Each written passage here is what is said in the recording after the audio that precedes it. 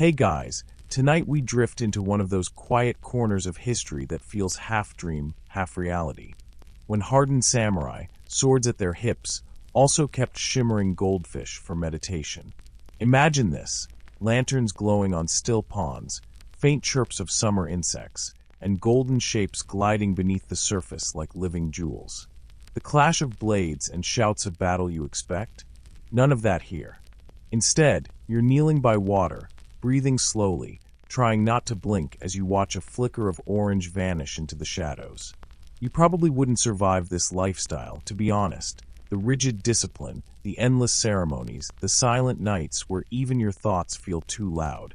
So, before you get comfortable, take a moment to like the video and subscribe, but only if you genuinely enjoy what I do here. And hey, post your location and the local time in the comments. I always love seeing how far these late-night wanderings reach. Now, dim the lights, maybe turn on a fan for that soft background hum, and let's ease into tonight's journey together. You trudge softly through a samurai garden, the gravel crunching under your sandals like muted percussion. The evening air clings warm and heavy, but a soft breeze rattles paper lanterns strung above. Each flame licks the rice paper walls, sending golden light onto the pond at your feet. Beneath the rippling surface, scales glitter like shards of the sun trapped underwater. It's a strange scene. The warlord's armor rests inside, yet here you stand, a world away from swords, staring at creatures bred not for battle but for beauty. The first fact slides into your mind. Ornamental goldfish didn't actually originate in Japan. They were imported centuries earlier from China, where monks had already been selectively breeding carp with unusual colors. By the time samurai took notice, the shimmering orange fish were already considered treasures. And yet in Japan, they acquired new meaning. Part meditation object, part status symbol, part secret obsession of men sworn to war. You kneel closer, catching how the water folds the lantern glow into ribbons. One fish flicks its tail, scattering ripples that stretch outward like the opening lines of a poem. It's no accident. Samurai saw movement in stillness, stillness in movement. The entire paradox of Zen folded into a single swish of a goldfish. You feel it in your chest, slow, steady, but alive. Your modern brain can't resist an aside. This feels like watching a lava lamp, right? Hypnotic, strangely comforting, the kind of thing you could stare at until your eyes glaze and your thoughts scatter. The samurai didn't have neon lava, but they had scales catching firelight, which might have been even more mesmerizing. The quirky tidbit here. Some chronicles whisper that samurai weren't content with mere ponds. They carried fish in traveling basins, wooden tubs strapped to horses, water sloshing as they moved between provinces. Was it practical? Probably not. Was it eccentric? Absolutely. Historians still argue whether those tales are exaggeration or truth, but the image lingers. A warrior on horseback, armor clanking, with a sloshing tub of fish wobbling beside him. You stay crouched, peering deeper. A dragonfly schemes across the surface, almost brushing the dorsal fin of a fish. The samurai standing near you doesn't shoo it away. He watches. For him, this is a drill, every bit as real as sword practice. Noticing the world, holding steady, refusing distraction. You feel your own shoulders drop, your breath stretch out longer. For once, you're not fidgeting. There's more. The pond itself is designed to slow your mind. Every rock, every curve of waterline, placed with maddening precision. Samurai gardens were maps of order, reflecting cosmic balance. And within that symmetry, the goldfish become moving stars, reminders that order isn't frozen, it flows. A frog croaks somewhere, deep and lazy. The lanterns sway.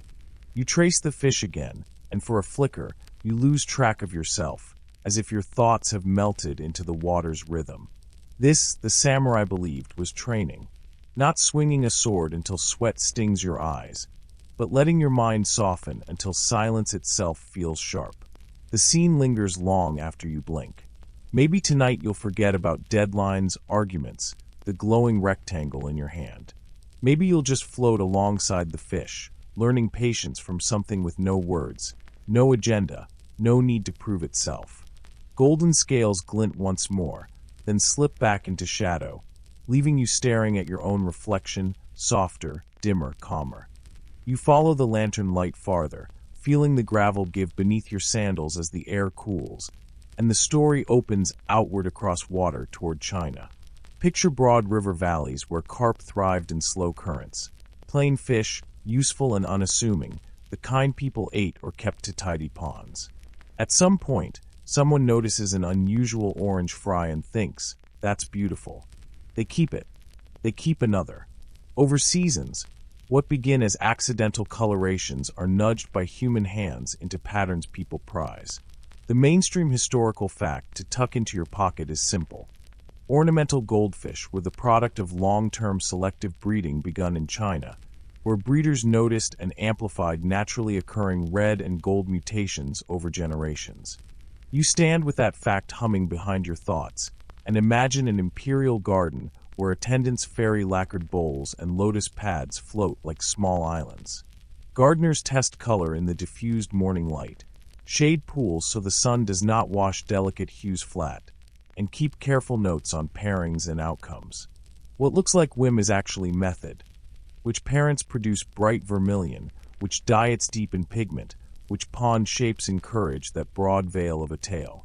Over years, patient observation plus simple husbandry racks up into new forms, deeper bodies, double tails, fins that trail like silk. You realize you are watching selective attention do the work of a laboratory, only slower and somehow more human. You also catch the folklore that softens the facts. Court stories insist gardeners treated prize specimens almost like household confidants, attendants polishing bowls, feeding special gruels at precise hours, giving names as though introducing a shy guest. One tale has a lady of the court lifting a bowl and announcing the fish by name to visiting guests. Another, weirder claim suggests a fish would refuse food in the presence of a liar. It's absurd but charming.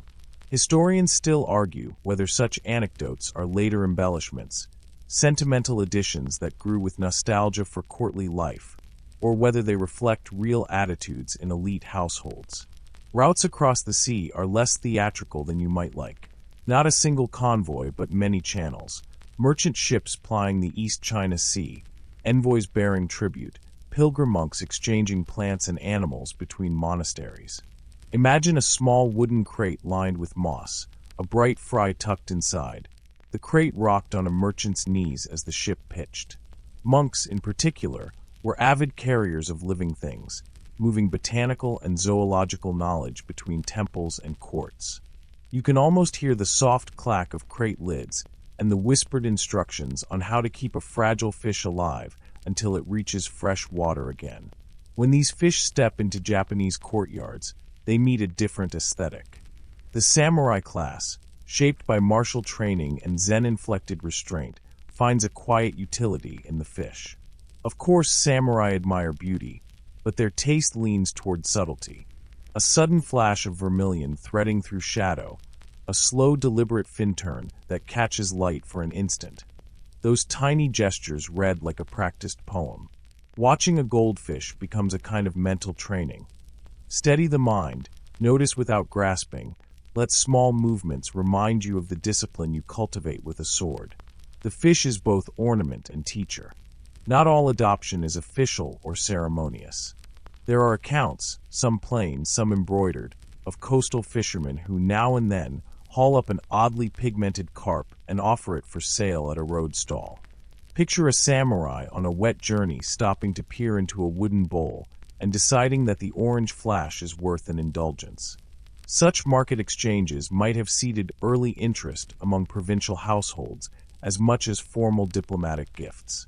Historians still argue whether these informal market routes or formal courtly channels did most to introduce ornamental fish into samurai culture. But either way, the result is clear. The fish enters multiple social worlds. You begin to notice the craft that underlies all of this. Breeders kept ledgers recording parent pairings, offspring counts, and the subtle quirks each brood displayed. Notes written in cramped hands that look like a cross between account books and love letters. Samurai families guarded these records with jealous care, because aesthetic capital could turn into political capital.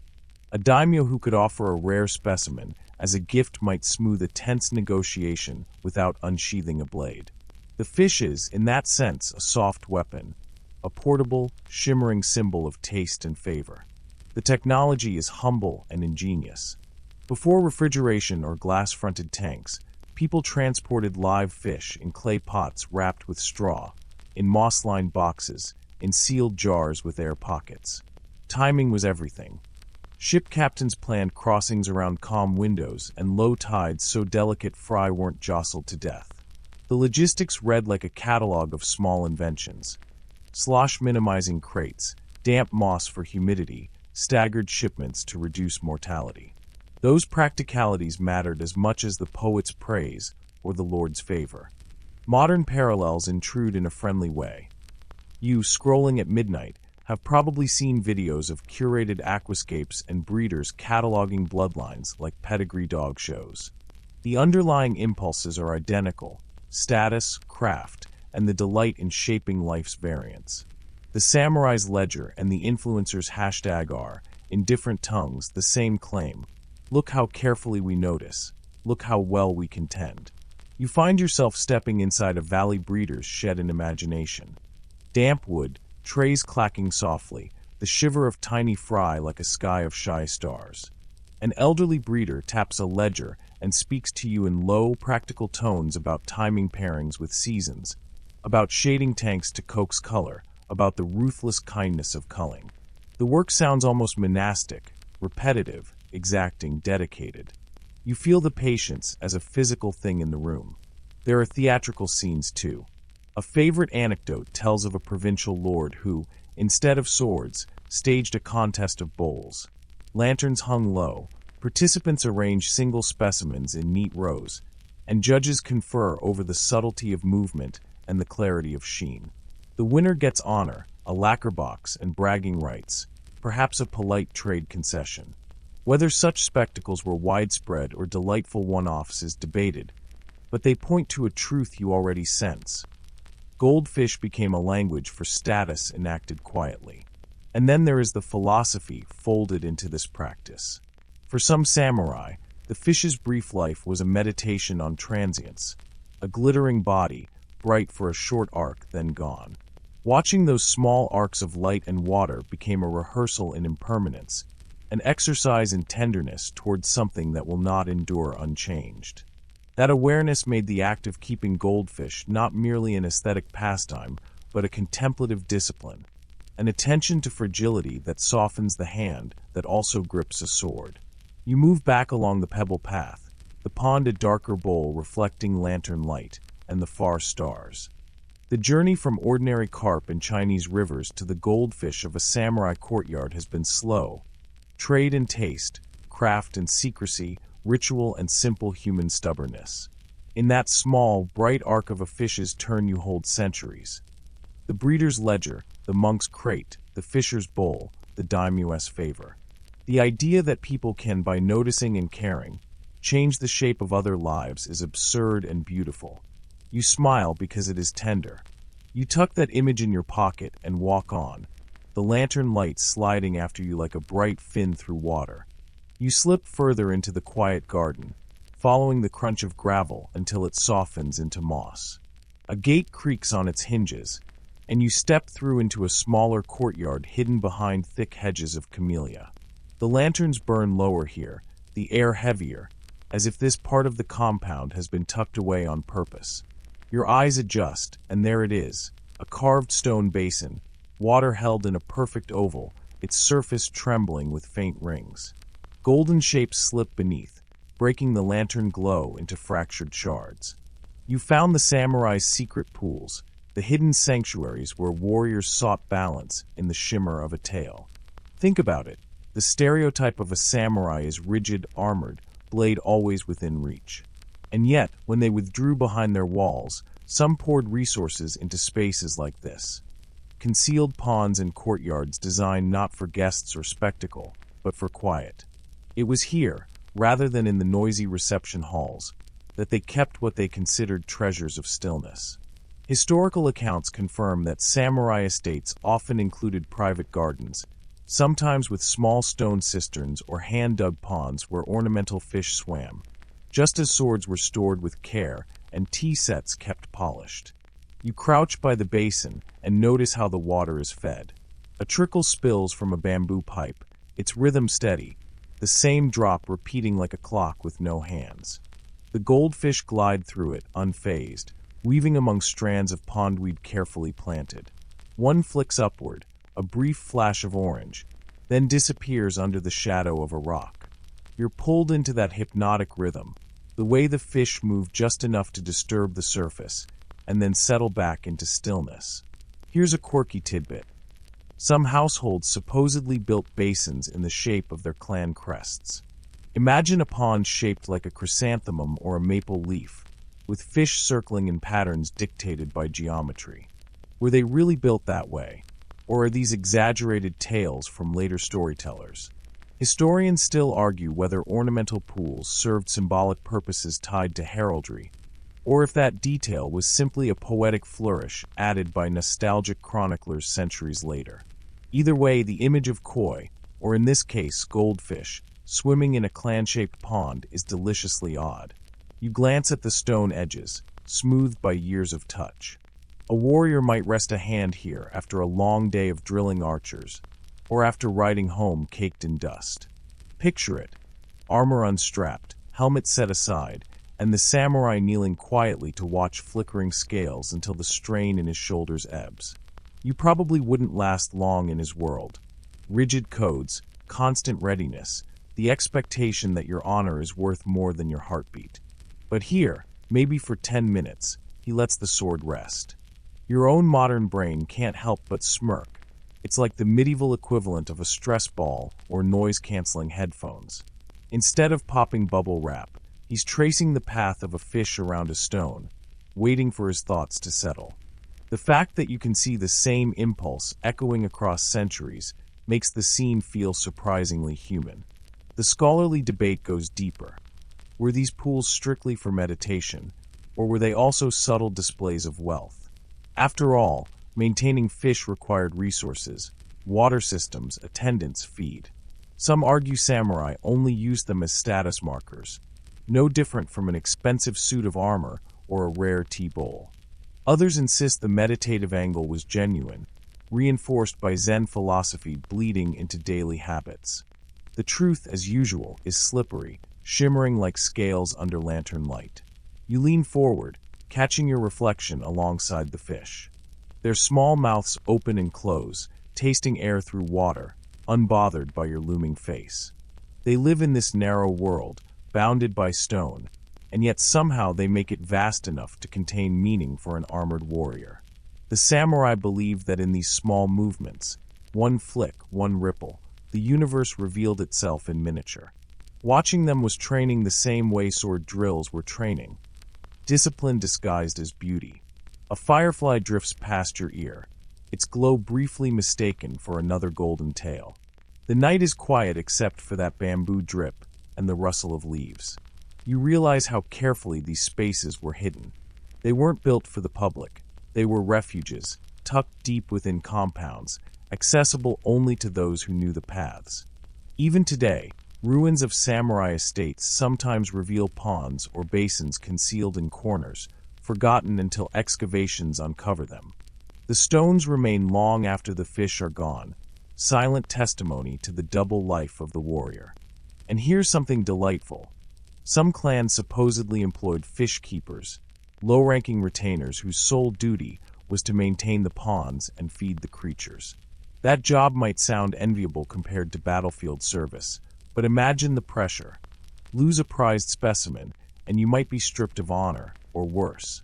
You'd wake at night sweating, wondering if a cat prowled too near, or if the water level dropped too low. Your boss wasn't just picky, he was armed and deeply invested in those tiny swimming jewels. You linger in the scene until your breath unconsciously slows to match the rhythm of the fish. You're not moving, you're not speaking, but your senses are busy. The faint mossy smell of wet stone, the almost sweet hint of lantern oil, the cool brush of air across your cheek. You think of how many warriors, centuries ago, sat in exactly this way, needing silence after violence, needing stillness after chaos. The fish shimmer once more, their bodies carving shadows, their presence quietly insisting that peace isn't absence, it's motion that doesn't hurry. You stay crouched by the stone basin, but the moment stretches. The air feels thicker, slower, as though the fish beneath are tugging you into their rhythm. One flicks its tail, setting ripples loose across the lantern reflections. Another glides so close to the surface you could reach down and touch its fin. But of course you don't. You're practicing what the samurai once did, letting the smallest movements teach you patience. Meditation meets motion. That's the paradox the samurai loved. Stillness, yes, but not frozen. Awareness without tension, like holding a bow drawn but not firing. You imagine a young warrior kneeling by a pond, eyes fixed on the water. His sword rests nearby, but his focus is here, on the dart of a golden body through the current. 1 second it hangs perfectly still, suspended in the water as if the world has stopped. The next, it darts in a sudden flare of color, faster than your eye can follow. For the samurai, this was the perfect mirror of life. Moments of quiet followed by bursts of action, balance always shifting. A historical fact grounds the scene. Zen Buddhism had already woven itself deep into the culture of the warrior class by the late medieval period. Samurai studied not only swordsmanship, but also seated meditation, calligraphy, poetry, and garden design. Watching fish was not a random indulgence. It aligned with the broader Zen practice of focusing on transience and presence. The flick of a fin became a kind of koan. How can something be utterly calm and completely alive in the same breath? You sit there, following their paths. One fish arcs beneath the bamboo trickle, and a ripple circles outward, merging with the lantern reflection. The samurai would use this as a focus point, eyes soft, body still, breath slowed to match the water's rhythm. You realize you're slipping into the same pattern. Your shoulders sag. The background noise of your own day recedes, and suddenly, yes, you're actually calm. Which is funny, because if you'd been in his shoes 5 centuries ago, you probably wouldn't have survived long enough to enjoy this. Constant training, rigid rules, expectations that death was always around the corner. Yeah, your modern comfort-seeking self would have struggled. But you do get this little window into his world, stillness in motion. Quirky tidbit? Some texts claim samurai would deliberately test their focus by staring at fish for hours without moving, even as mosquitoes landed on their arms or sweat dripped down their backs. The goal was to keep the gaze steady, mind undistracted. Imagine that, sitting there while insects chew on your skin, determined not to twitch, because your honor depends on it. Was that practice real discipline or exaggerated legend? Historians still argue whether those stories describe actual exercises or later romantic inventions of Edo period chroniclers who loved turning warriors into sages. Either way, you feel itchy just imagining it. Your eyes drift back to the fish.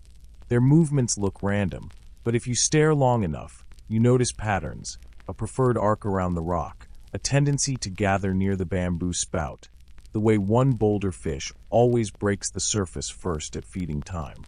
The samurai used those observations to train their patience and sharpen their awareness.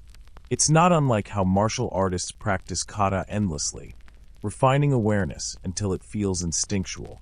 Only here, the lesson comes from creatures with no agenda but swimming. Modern asides bubble up in your mind. Watching fish glide is oddly like scrolling a feed, constant small movements, endless variety, nothing demanding but everything tugging your attention. Only here, the algorithm is nature, and the dopamine hit is replaced by a slow hum in your chest. You can almost hear your phone buzzing in your pocket, but you ignore it because the fish are enough. That's exactly what the samurai would want, a discipline of ignoring distractions. You glance again at your reflection in the pool. Your own face shimmers alongside the fish, warped by ripples. The samurai saw themselves here too, not just in metaphor, but in literal reflection. A warrior watching a fish was also watching himself, his patience, his agitation, his capacity for stillness. In the same way a blade could reflect his image, so could the pond, but without the sharpness. Just water, just scales, just time slipping by like bubbles rising. Some evenings, the warriors likely competed silently with one another. Who could remain still the longest? Who could notice the subtlest change in the fish's pattern? Who could let go of thought and dissolve into motion? There's no record of prizes, no tally boards, just stories that some trained their discipline here as rigorously as they trained their sword arm. A duel of patience, fought with silence. The night stretches, soft and endless.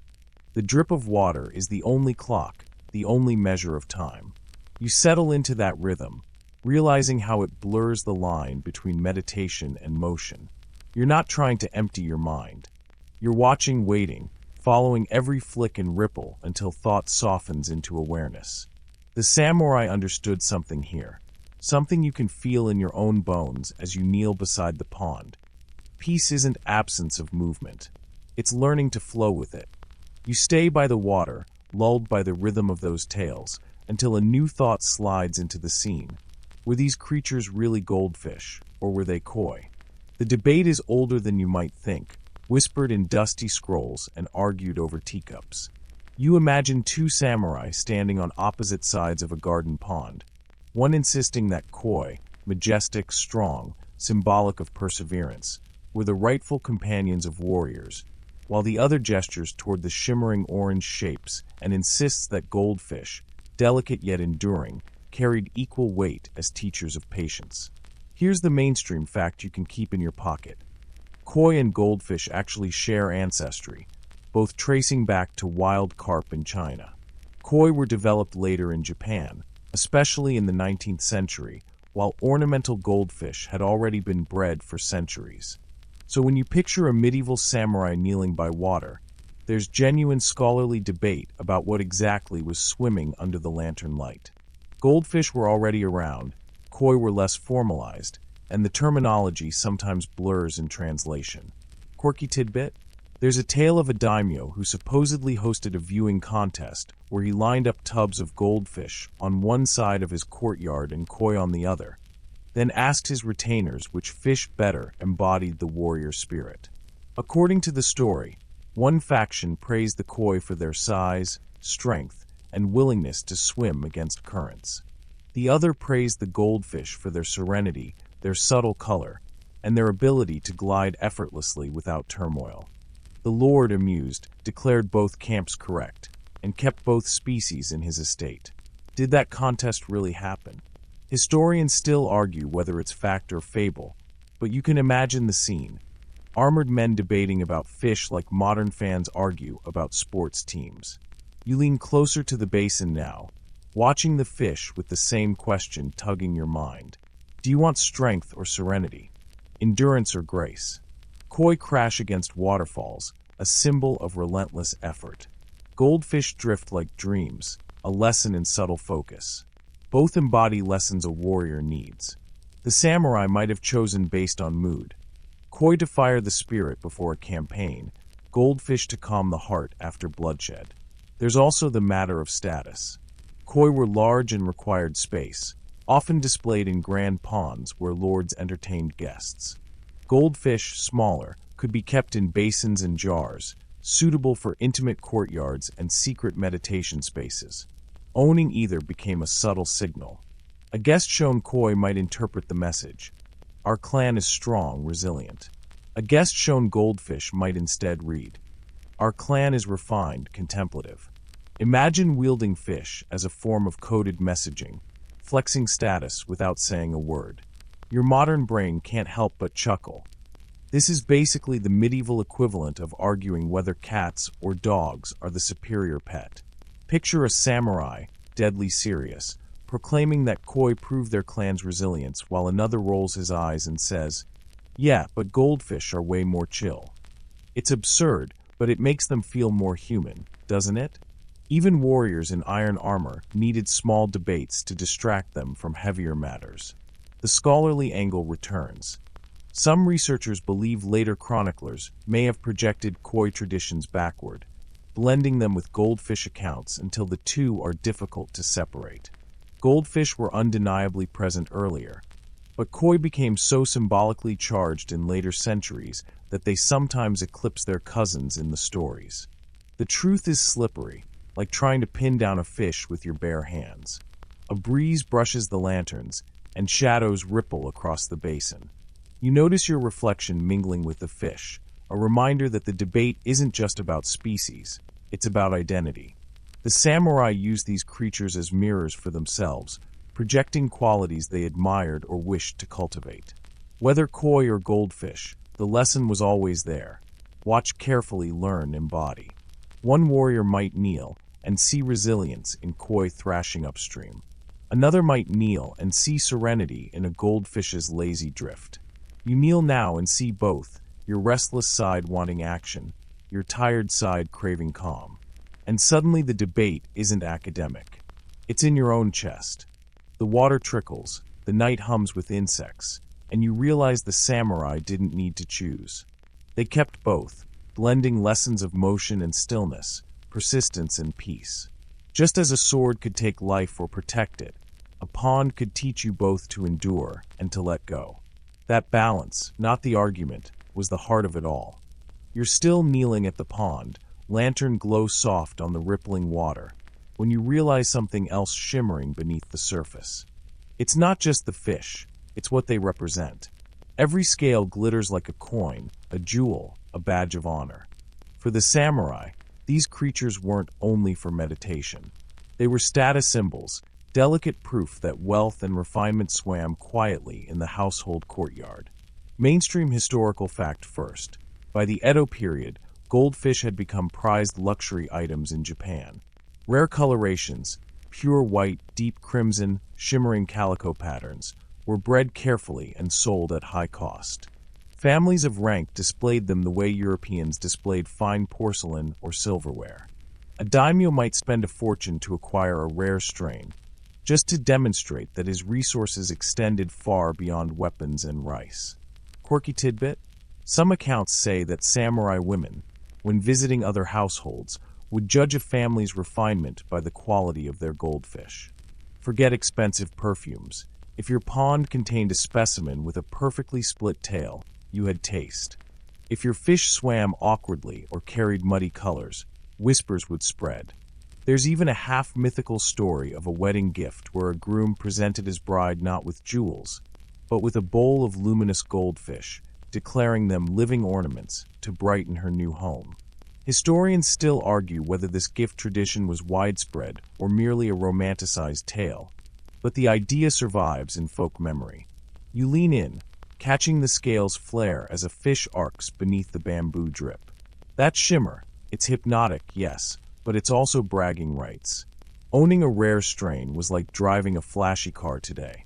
The samurai didn't roar engines down city streets.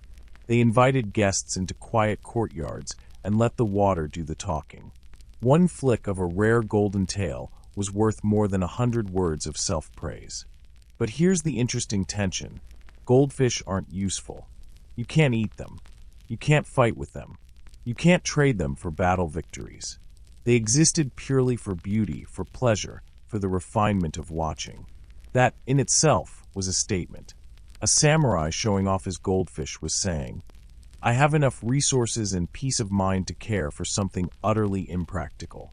In a world of ceaseless war and scarcity, that impracticality was power. Your modern brain sees the parallel instantly, like someone today collecting rare sneakers they never wear, or curating an art wall nobody else touches. The value is in the exclusivity, in the luxury of tending to beauty for its own sake. And yet here, that vanity mingles with meditation. Because while yes, the samurai flaunted their shimmering pets, they also stared at them, breathed with them, and found stillness in their motion. Wealth and wisdom circling the same pond. The scholarly debate lingers in the background. Were ornamental fish truly accessible only to elites, or did townsfolk also keep them in smaller ways? By the 18th century, goldfish were sold at markets, sometimes cheaply enough for commoners to keep in ceramic bowls. But in earlier centuries, evidence points more strongly to their role as elite luxuries. Historians still argue where to draw the line. Were they truly democratized, or did the samurai cling to rare strains while ordinary households enjoyed lesser versions? Back in the courtyard, you imagine guests arriving. Their sandals crunch gravel, robes rustle as they kneel politely. They sip tea, exchange pleasantries, and then glance toward the pond. There, beneath the surface, swims the true conversation. Their eyes widen just enough to reveal admiration. That's the host's victory, achieved not with a blade, but with scales glinting in the dark. A cricket chirps, the bamboo spout drips, and you see the lesson hidden here. Even warriors, those supposed paragons of steel and blood, needed delicate signals of status. And strangely, those signals doubled as anchors for meditation, tools for discipline, mirrors for patience. You realize you're caught in the same shimmering trap, half admiring the beauty, half feeling yourself calm as you watch. The fish flick their tails again, scattering the lantern light into coins of gold, as if reminding you that wealth and stillness often come from the same water. You're still watching the pond when the quiet changes. The scales glint brighter, the lantern flames sway higher, and you feel the weight of unspoken competition. Because for the samurai, even stillness could become a duel. Rival warriors didn't always need to draw blades. Sometimes, their pride and honor wrestled silently at the edge of a pool. Tonight you catch one of those silent contests. Two samurai, kneeling on opposite sides of the water, their eyes not on each other, but on the shimmering fish between them. Here's the historical anchor. Japanese warrior culture was steeped in rivalry. Lords measured wealth, armor, tea sets, calligraphy, even poetry against one another. Owning rare goldfish was no exception. Records suggest daimyo sometimes sent goldfish as diplomatic gifts or tokens of prestige, and naturally, such gifts ignited envy and imitation.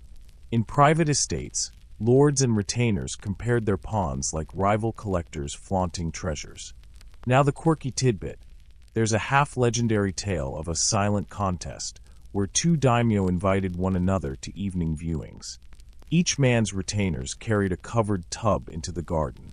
With great ceremony, the covers were removed to reveal a single prize goldfish in each. Both brilliant, both rare. No words were exchanged. The guests circled, admired, murmured politely.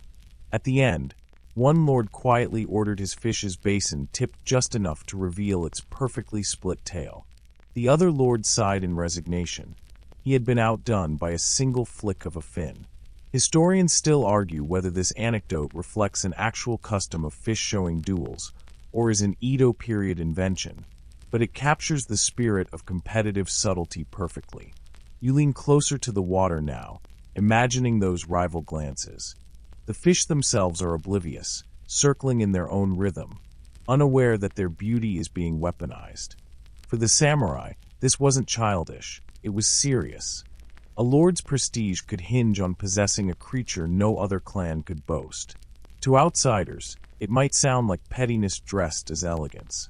To them, it was another battlefield. Your modern mind can't resist an aside. It's basically the samurai version of flexing limited edition sneakers or rare NFTs. You imagine one lord saying, "Mine's a one-of-a-kind strain, you won't find it in Edo," while the other retorts, "Yeah, but look at the clarity of this fin, it's flawless." Centuries change, but human pride finds the same outlets. Back in the courtyard, the silence thickens. You feel it as if you're one of the retainers kneeling, careful not to move or speak. The duel is wordless, but everyone knows what's happening. Eyes flicker from pawn to master, from master back to pond. The lanterns sway, casting rival shadows across the water. A scholarly debate lingers here too. Were such competitions truly widespread among samurai, or have later storytellers exaggerated a few isolated rivalries into a broader cultural phenomenon? Historians still argue whether goldfish contests were as common as tea ceremonies or as rare as whispered rumors. The truth is probably somewhere in between.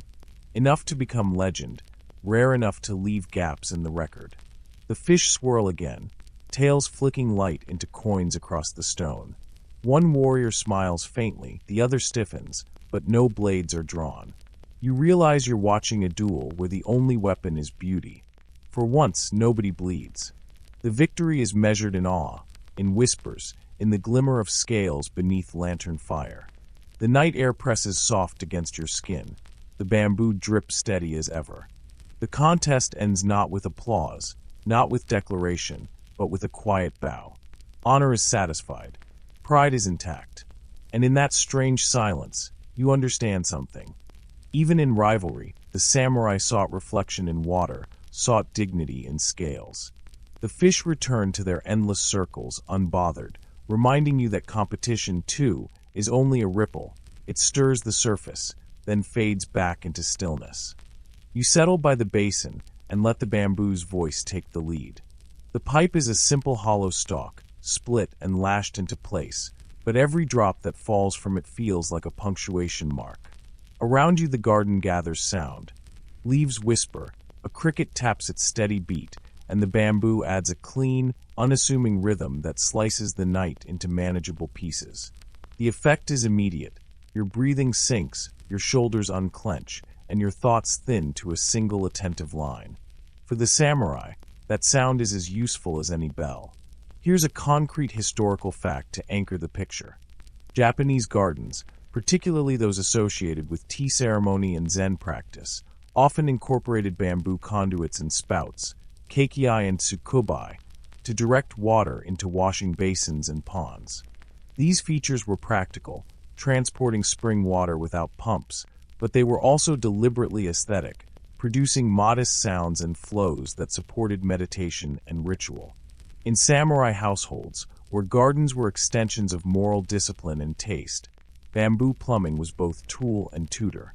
You let the cadence teach you. Inhale on one drip, exhale on the next.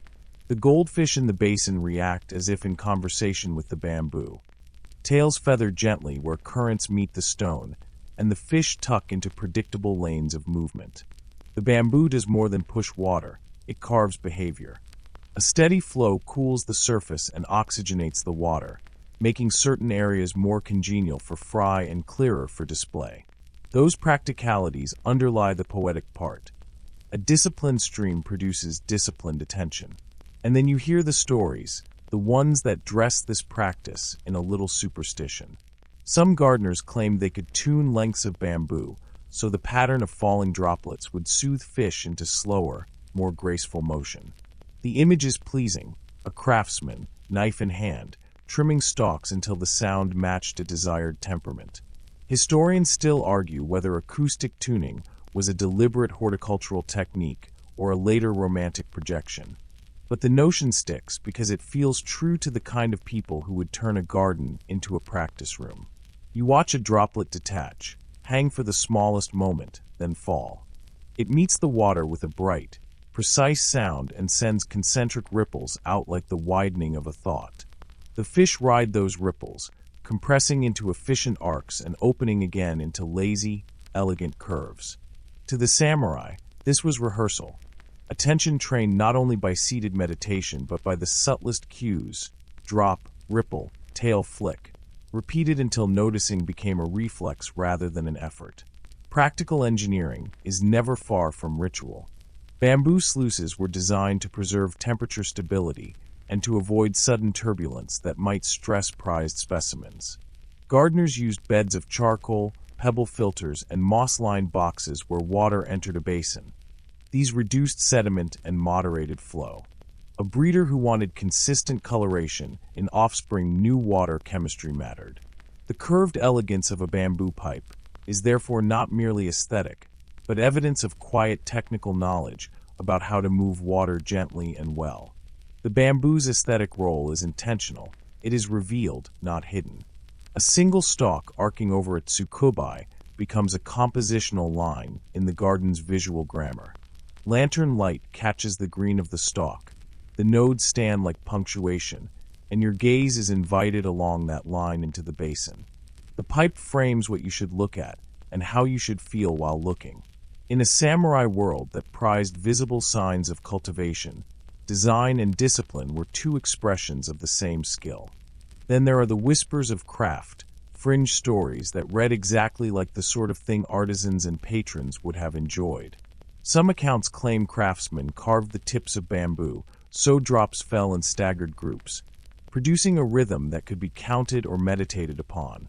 Others described fine slits that turned a single drop into a brief cascade, a micro-waterfall with different acoustics. Historians still argue whether such elaborate carving was common practice or later embellishment, but whether myth or method, these tales highlight how sound and making were braided together in garden practice. You remember the breeder's ledger tucked in a shed up the hill, the cramped script noting pairing dates, fin anomalies, and offspring. That ledger did not list bamboo lengths, but success with rare strains relied on steady conditions, oxygenation, stable temperature, clarity. The ledger and the bamboo are quiet partners in practice. One records lineage, the other preserves the conditions under which those lineages thrive. A samurai family guarding a rare goldfish paid attention to ink and to flow. Think of ritual applications. The bamboo drip sits on the border between utility and ceremony. A samurai preparing for a long night of watch might adjust a peg to alter flow before kneeling to observe. A visiting monk might pause to touch the stalk and murmur a prayer. A tea host could time the bamboo, so its soft percussion folded into the scrape of a scoop and the pour of hot water. In some households, filling the basin at dawn or dusk became a small rite marking the day's passage, a private cadence of care. Beyond the drip, some gardens included shurshur-odoshi, pivoted bamboo arms that fill and then clack against stone. Originally pragmatic, used to frighten deer and boar from crops, the clack acquired aesthetic function in elite gardens. A hollow, surprisingly martial punctuation that keeps attention without the shrillness of a bell. A few accounts even suggest samurai placed shurshur-odoshi near chambers during long watches so the periodic clack would rouse men without the humiliation of a shouted order. Historians still argue how widespread such uses were, but the idea of a bamboo instrument doubling as gentle sentry appeals to the same blend of beauty and utility you've been tracing all night. There's also a political current running through water management. Control of springs, the right to divert a stream, or the capacity to maintain irrigation works could quietly enhance an estate's prestige. A daimyo with a reliable mountain source could boast clearer ponds and brighter fish, visible proof of infrastructure and care.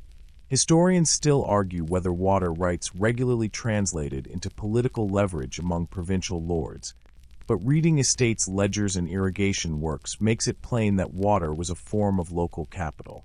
All of this shows a simple point: attention is made. The samurai did not rely purely on exhortation to cultivate focus. They built scaffolding into daily life. Bamboo pipes, pebbles, charcoal beds, the right slope of a stone. These are small technologies of presence. You feel it now as the drip keeps time. Your thoughts unclench, your breathing slows, and a small patience unfolds like the ripples you watch. As the night deepens, dragonflies skim the surface and lantern light shivers on scales. The bamboo's cadence becomes companionable. Even if you only stayed for a short sitting, something shifts. Your appetite for hurry diminishes a fraction. Your tolerance for silence lengthens a little. You stand at last, smoothing your sleeve as you rise. The bamboo continues without you, steady and indifferent. You take one final look at the basin and feel oddly grateful. The pipe has given you a place to practice being less hurried. The samurai learned this lesson through humble instruments rather than constant sermonizing. Utility and beauty folded into disciplined habit. You climb the low steps of a pavilion that peers over the pond, and your hand rests on polished cedar warmed by the day's sun. The samurai who built this space did not intend it as mere decoration. It is a stage, a quiet platform where stillness and movement are displayed side by side. Below you, the goldfish drift in gentle arcs, their scales bright under lantern light. And you understand why this was considered an aesthetic theater as much as a garden. The historical fact here is straightforward. Japanese elite households in the late medieval and early modern periods designed pavilions and viewing platforms that overlooked ponds, enabling guests to observe seasonal displays. irises in bloom, cherry blossoms reflected in water, and yes, the movements of ornamental fish. These structures were carefully proportioned, often aligned to cardinal directions or to frame a borrowed view of mountains or forests. In the homes of samurai lords, a pond pavilion was an architectural way of announcing taste, discipline, and wealth. From your vantage, the pond is a moving scroll. The fish trace bright strokes across dark ink, a living calligraphy that never repeats itself. You lean forward, chin in hand, and feel your breath slow to match their circling. The samurai valued this theater as training. To sit, to watch, to let one's gaze soften until you no longer chase motion, but simply receive it. The ability to appreciate without grasping was prized in the same way a swordsman valued balance before speed. And here comes a quirky tidbit. Some records describe evening gatherings where guests wagered friendly bets on which fish would surface first after a bamboo stick tapped the water. These fish lotteries combined mild gambling with observation, encouraging long attention to details of individual fish. Historians still argue whether such practices were widespread among samurai households or mostly a pastime of merchant elites who borrowed warrior affectations of refinement. Still, the story endures because it paints these gatherings as more playful than solemn. The pavilion is also a sonic chamber. The roof amplifies the drip of water, the rustle of reeds, and the occasional plop of a surfacing carp. You imagine sitting here with comrades, armor set aside, each man allowed to appear contemplative rather than combative. Conversation drifts in gentle tides, punctuated by quiet laughter. A pavilion's power lay not only in displaying fish, but in displaying composure. Your ability to sit still became part of the performance. Architecture and water management converged here. The height of the pavilion determined the angle of sunlight hitting the water.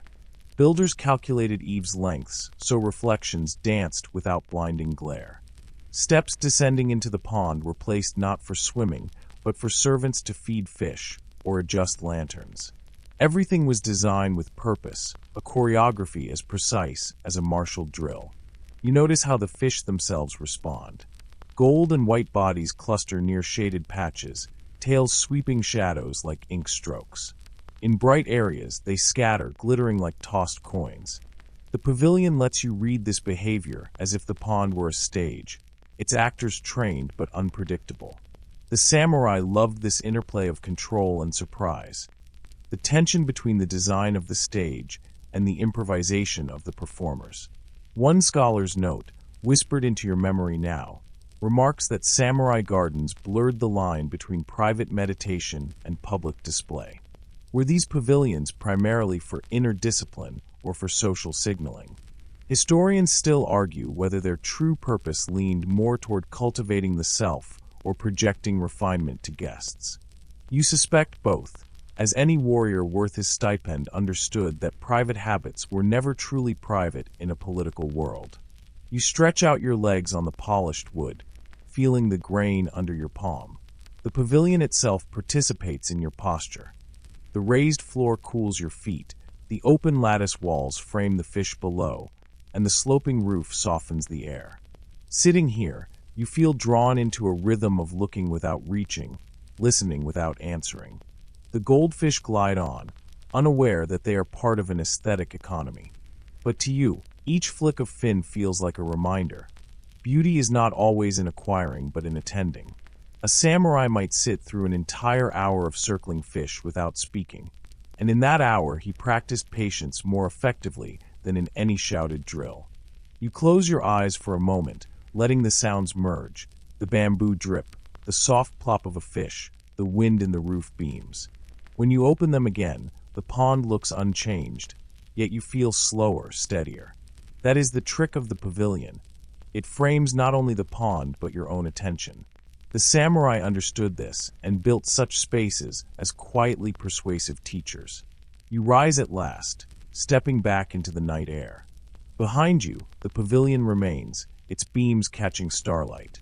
Ahead, the garden stretches deeper, promising other lessons. But for now, you carry with you the Goldfish Theater, an elegant training ground disguised as leisure, a stage where beauty and discipline perform the same script. You step from the pavilion into a narrower stone path, and immediately the air changes. The sound of the pond diminishes, replaced by a hush that feels thick, almost intentional. Lanterns dim, trees cluster overhead, and the path leads you to a clearing where a circle of samurai once sat in meditation. You can almost hear the rustle of their robes as they knelt in silence, each warrior facing the pond but turning his attention inward. Meditation, for these men, was not a separate act from martial life. It was training with no sword in hand. And here the Goldfish pond became an unlikely dojo. The warriors gathered, stripped of armor and status, and used the shimmering fish as focus points, a living version of the ink-drawn Enso circle. Your task was simple. Watch the fish, match your breath to their gliding movements, and dissolve the chatter in your skull. Easier said than done, especially if you were the sort to get fidgety after 5 minutes. The mainstream historical fact to tuck in here is that samurai, especially during the Edo period, incorporated Zen practices like zazen, seated meditation, into daily life. While temple meditation halls were traditional venues, elite households also staged smaller sessions in gardens, sometimes led by monks invited into the residence. Fish ponds, by providing sound, movement, and reflection, were considered useful aids for quieting the mind. The quirky tidbit: there's a record from the 17th century describing a warlord who, rather than ring a bell to begin meditation, trained one of his servants to clap underwater bamboo sticks, creating bubbles that startled the fish. The sudden swirl of color would snap the warriors into alert stillness, as if saying, "Begin now." Historians still argue whether this was a widespread ritual or simply a lord's eccentric flourish, but it illustrates how goldfish became more than ornament. They were ritual catalysts. So you kneel with them, spine straight, gaze softened. At first you notice details: a goldfish with one torn fin, another with a spot like a coin on its forehead. But as minutes pass, the details blur. Instead of fish number 1 and fish number 2, you see a slow weaving pattern. Your breathing stretches out, matching the arcs below. Thoughts drift in, then slip away, much like the fish fading into shadow. The samurai understood this as a way of rehearsing battle calm.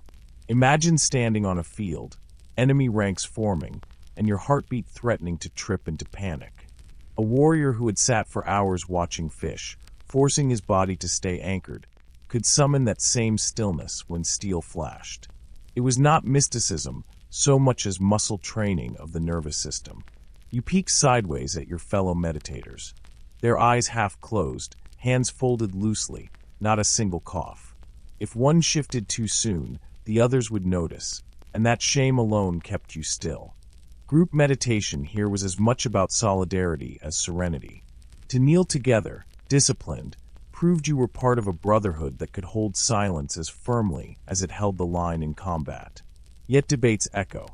Some scholars suggest that meditation in private estates was often more performative than sincere, that lords used it to display refinement to visiting dignitaries rather than as real spiritual practice.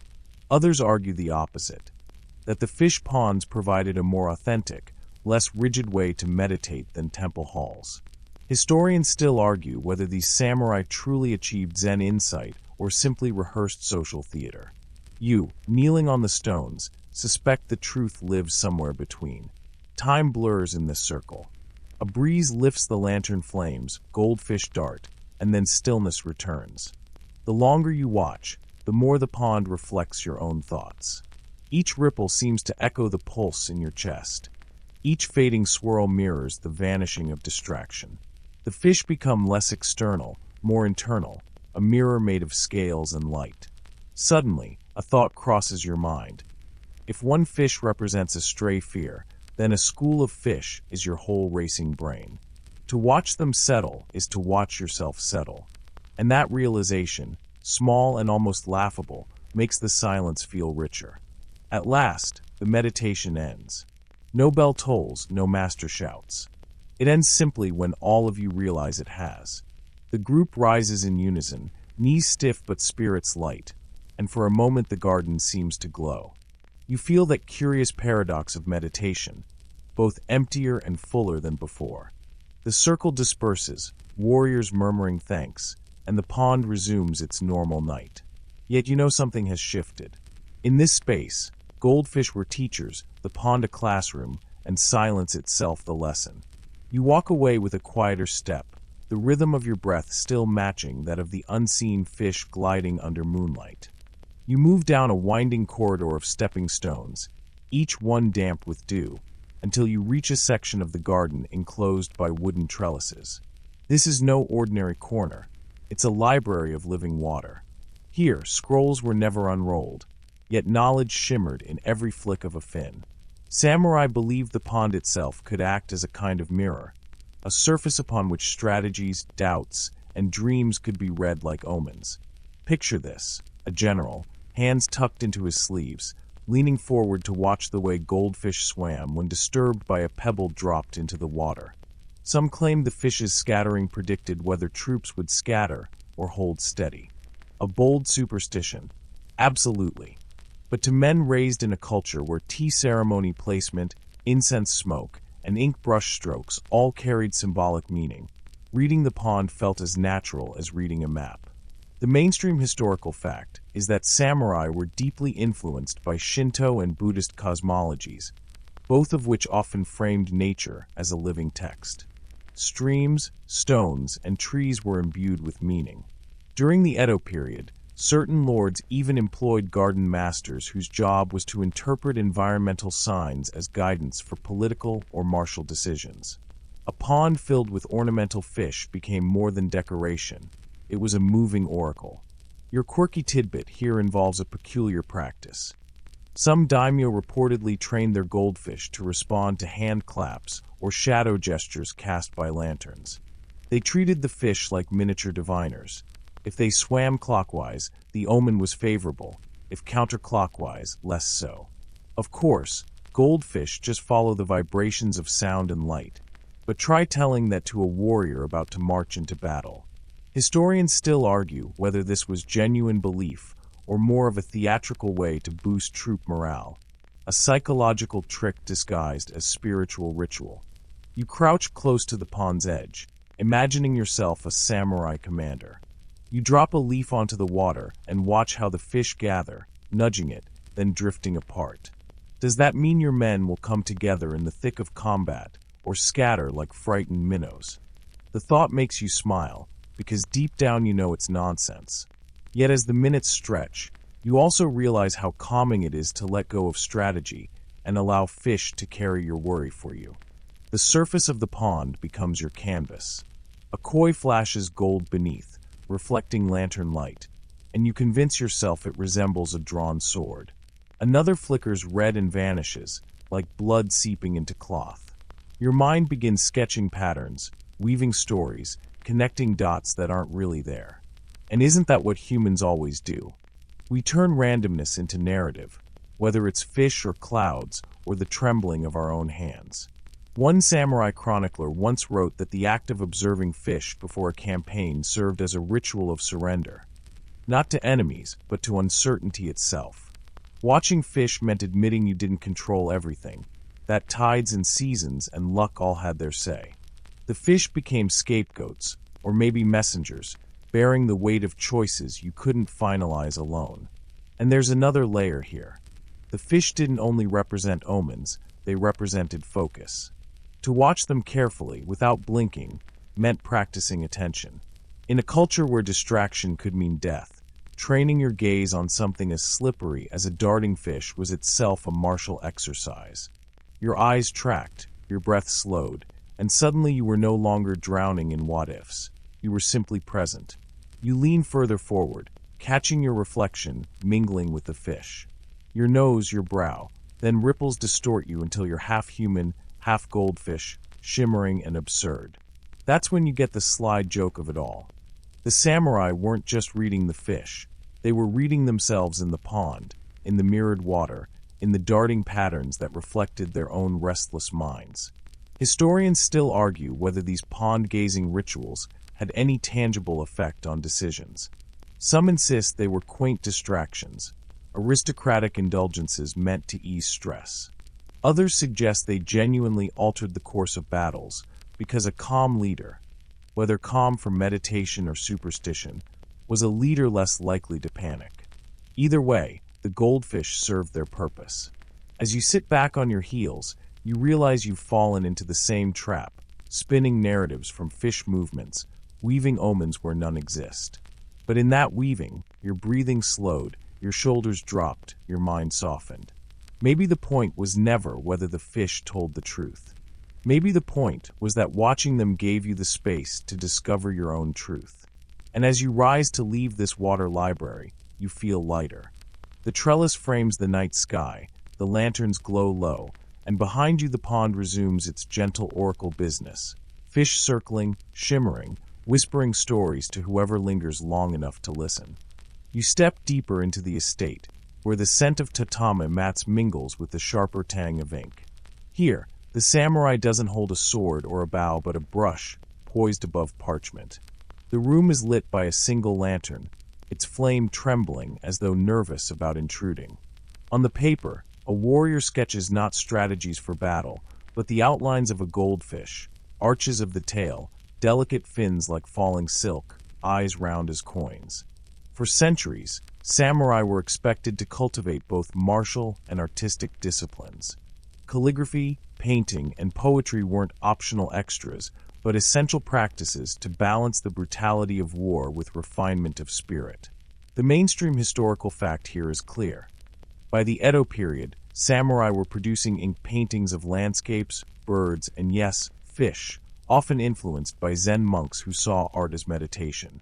These paintings weren't signed declarations of ego, but rather exercises in dissolving the self into the brushstroke. Now here's your quirky tidbit. Some samurai actually kept special fish not only for viewing, but also as live models for ink sketches. Imagine an armored man kneeling for hours, chin resting on his hand, waiting for a fish to strike just the right pose. Some even tied a tiny string of silk around a fish to keep it closer to the surface. An awkward practice that modern aquarium keepers would absolutely cringe at. Historians still argue whether these pose-training tales are exaggerated anecdotes or genuine quirks of samurai artistry. You lean over the samurai's shoulder and see how he paints. There are no erasers, no corrections. Each line must flow with conviction, just as each stroke of a sword does. A tail flicks across the page, black ink blooming where water meets paper. The warrior doesn't chase realism. His fish looks less like a creature and more like a memory of one. But that's the point. Zen ink painting is about essence, not detail. The fin becomes a gesture, the eye a circle of stillness, the scales implied but never drawn. You notice how quiet the room is, except for the faint scratch of the brush. Time doesn't tick here, it glides. The fish in the pond outside flick their tails, and their echoes ripple onto paper. And in this act of painting, you understand why samurai valued the practice. To paint a fish was to capture movement in stillness, fluidity within discipline. It mirrored the paradox of the warrior's life, to master violence while seeking peace. The brush dips again, the ink dark and glistening. The samurai exhales slowly as he completes a sweep of the tail.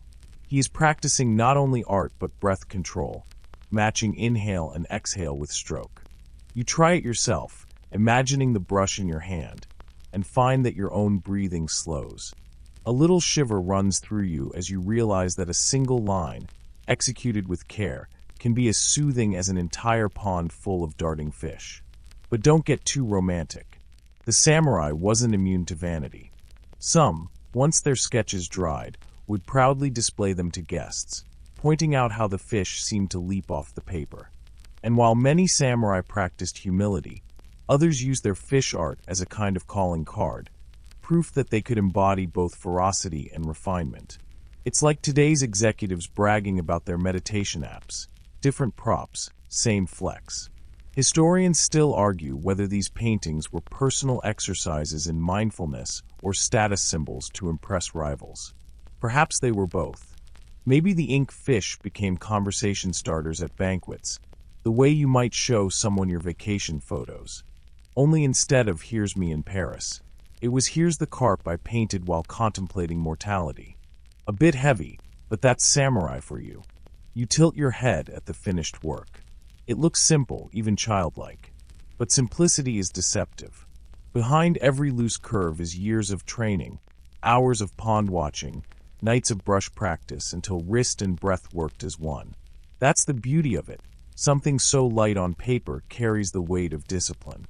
As you leave the ink chamber, you realize you've been tricked. You came in expecting drawings of fish, but what you witnessed was something closer to a mirror of the soul. The samurai didn't paint fish because they loved fish, though perhaps they did, but because the fish became a stand-in for their own restlessness, their own quest for grace in a chaotic world. The lantern flickers as you slide the door closed behind you, and the last thing you see is the ink fish swimming forever on parchment, immortal, motionless, yet always alive in the mind of anyone who dares to stare long enough. You follow the faint slosh of water until the sound opens into a larger chamber. The walls are wood, lacquered to a glossy sheen, and the air is cool, cooler than outside, almost damp, as though the room itself is breathing. In the center sits a great bowl, wide as a table, filled nearly to the brim with water, so clear you could mistake it for polished glass. Inside, a handful of goldfish drift like living jewels, their scales catching the lantern glow in flickers of copper and silver. You lean closer, and their eyes, blank, unblinking, stare back as though holding secrets. Samurai didn't only watch fish for pleasure. They used them as tools for meditation. Here lies the mainstream historical fact.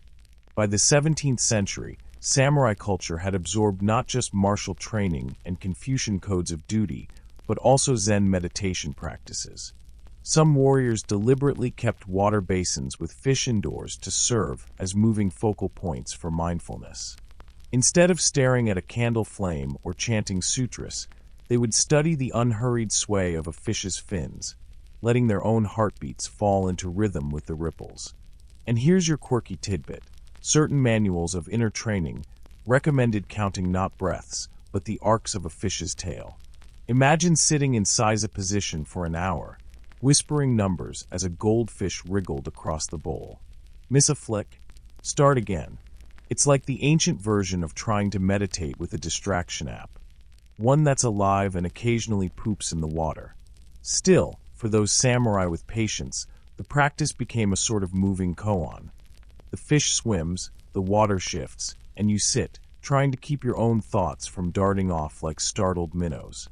Historians still argue whether such practices were formalized traditions taught across dojos, or simply personal eccentricities of individual samurai. Some records hint at noble families keeping meditation fish, bowls, in study rooms, while others suggest that the idea of a goldfish as a Zen partner may have been exaggerated later by romantic writers. The line between myth and practice blurs, but maybe that's appropriate, since meditation itself is about blurring boundaries between self and world, between motion and stillness. You kneel beside the basin, knees pressing into the tatame. The water trembles each time a fish flicks, creating circular waves that bump gently against the porcelain rim. A samurai sits across from you, eyes half closed, lips slightly parted. He's not forcing concentration but letting it soften, as if every passing bubble teaches him something. You try it yourself. The first few seconds are awkward. Your thoughts bounce like rubber balls, wondering about the next meal, about whether the fish gets bored swimming in circles, about how uncomfortable your knees are. But slowly, the rhythm starts to catch. Flick, pause, flick. Breath in, pause, breath out. The room becomes a bubble of hush.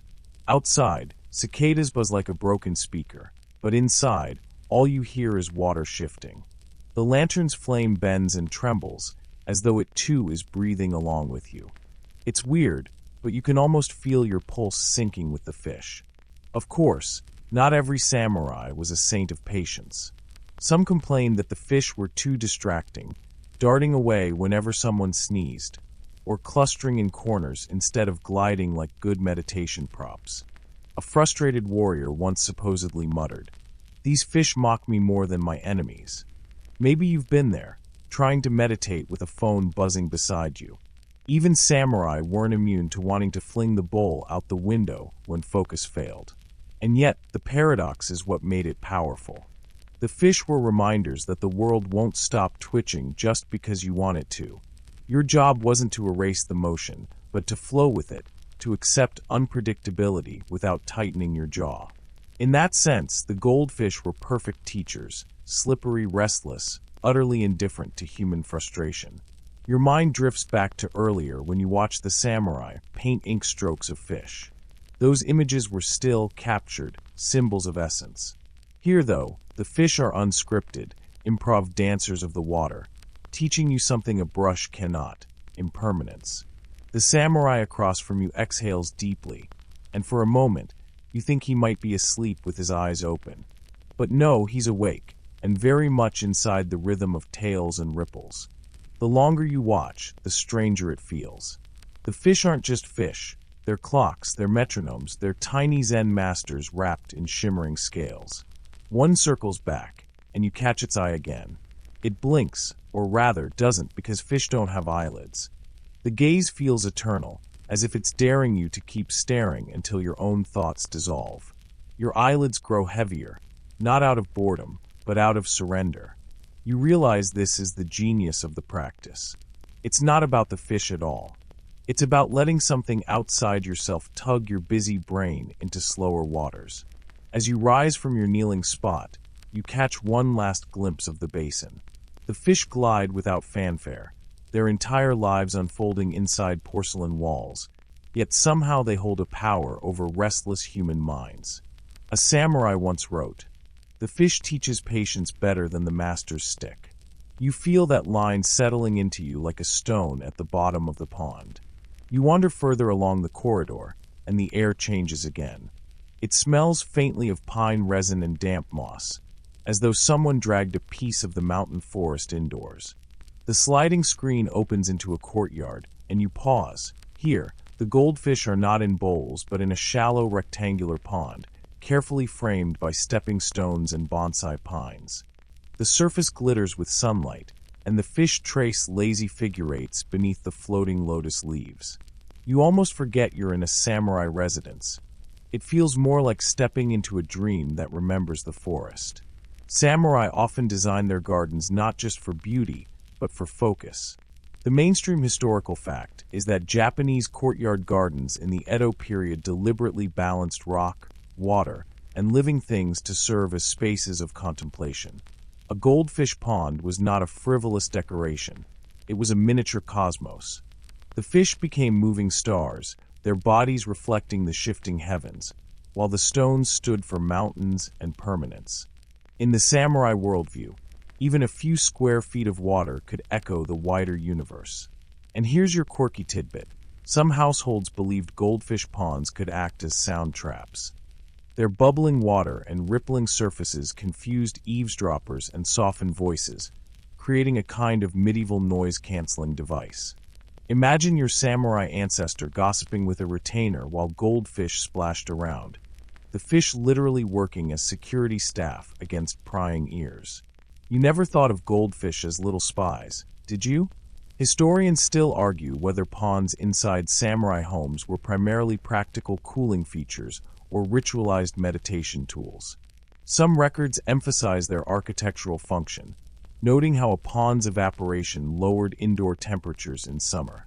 Others highlight their symbolic use, citing poetry about warriors watching fish as metaphors for courage in turbulence.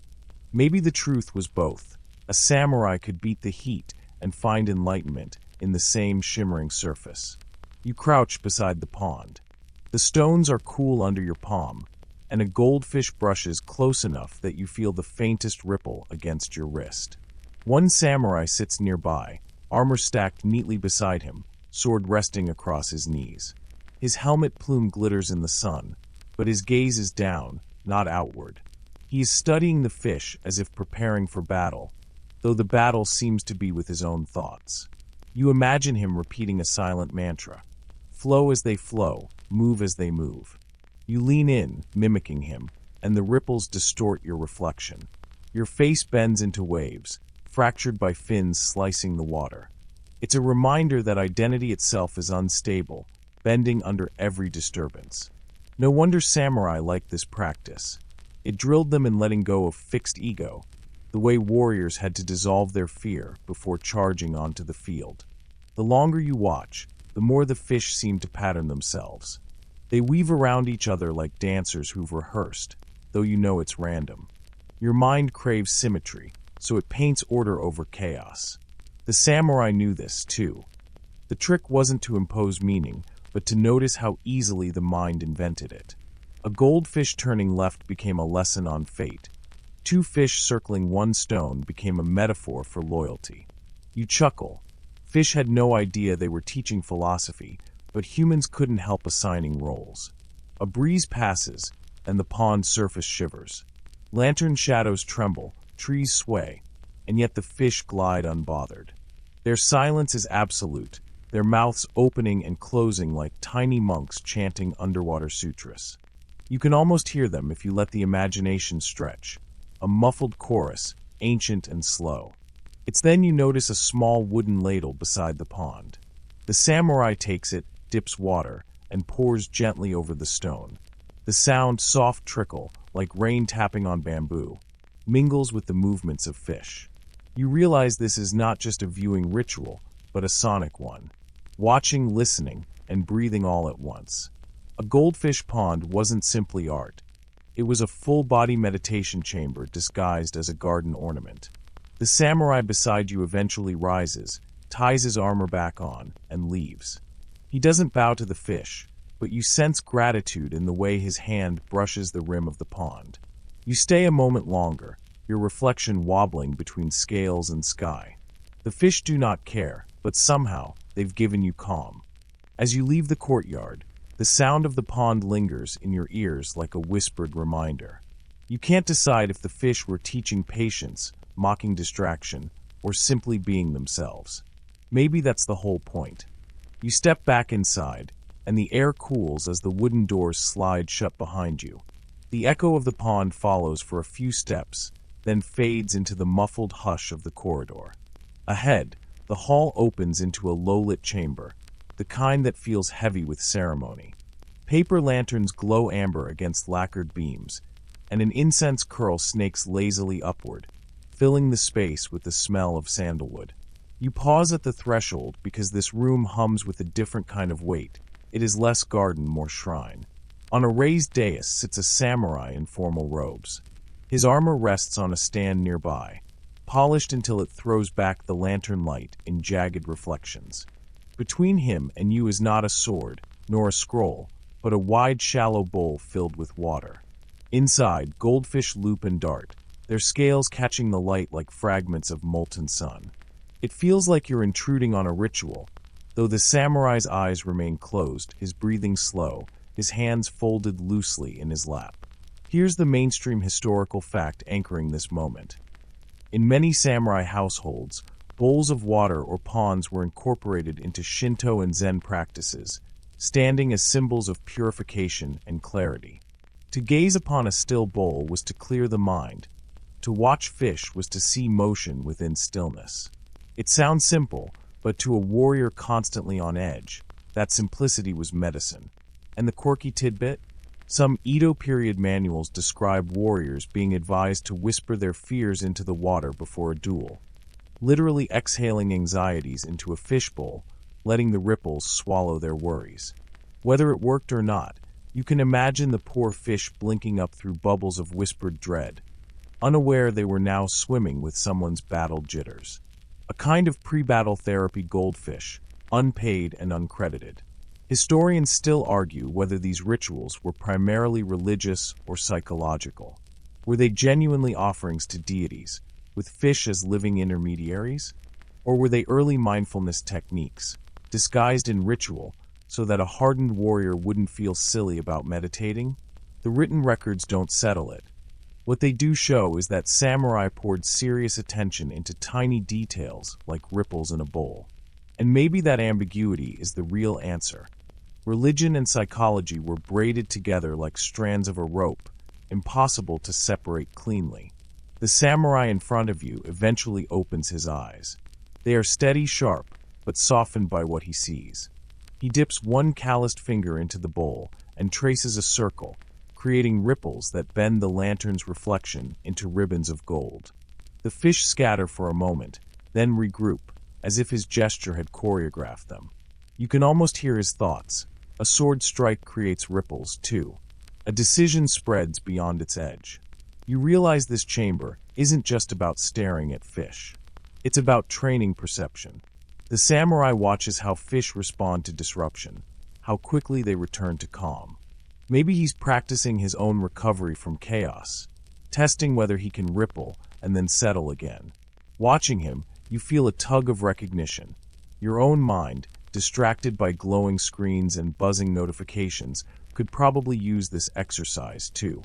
The ritual is slow, hypnotic. He cups water in his hand, lets it spill back, and repeats. The dripping rhythm becomes a metronome for breath, each cycle pulling you deeper into drowsy focus.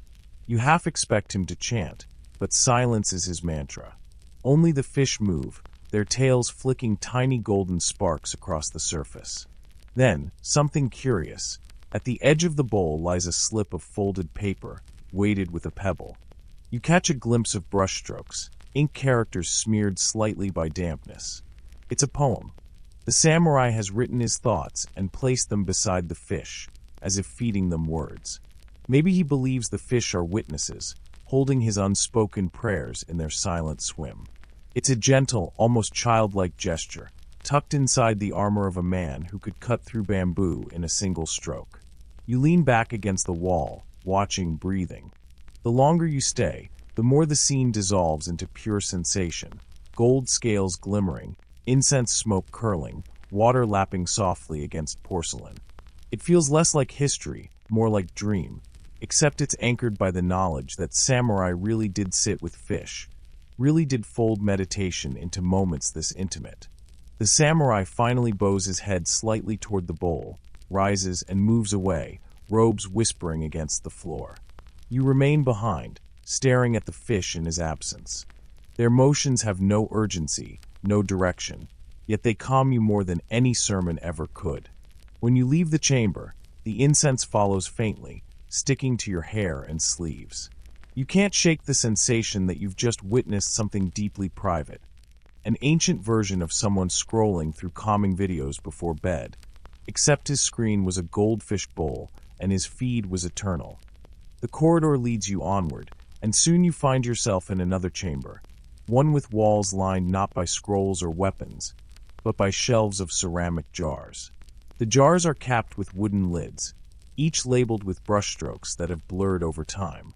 The smell is unmistakable: earth, water, a faint tang of pond moss. A samurai kneels at one of the jars, carefully ladling water into a bucket. It takes you a moment to realize these are storage vessels for pond water, treated as sacred resources, collected and guarded almost like treasure. It makes sense when you think about it.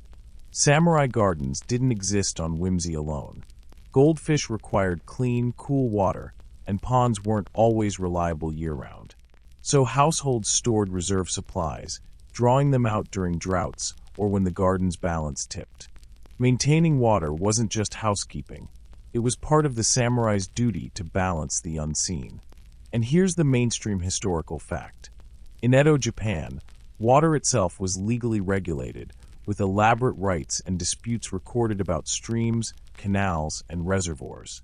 Some families truly did guard their ponds with the same vigilance they gave their rice fields. Now for the quirky tidbit. Some accounts describe water being deliberately perfumed with cedar leaves or even citrus peels before being added to goldfish jars, under the belief that the fragrance made the fish swim more gracefully. Whether that's real hydrology or just 17th century spa treatment for carp, you can picture an armored man sprinkling orange peel into a bucket, pretending it's science. Historians still argue whether these water rituals were practical necessity or layered with spiritual symbolism.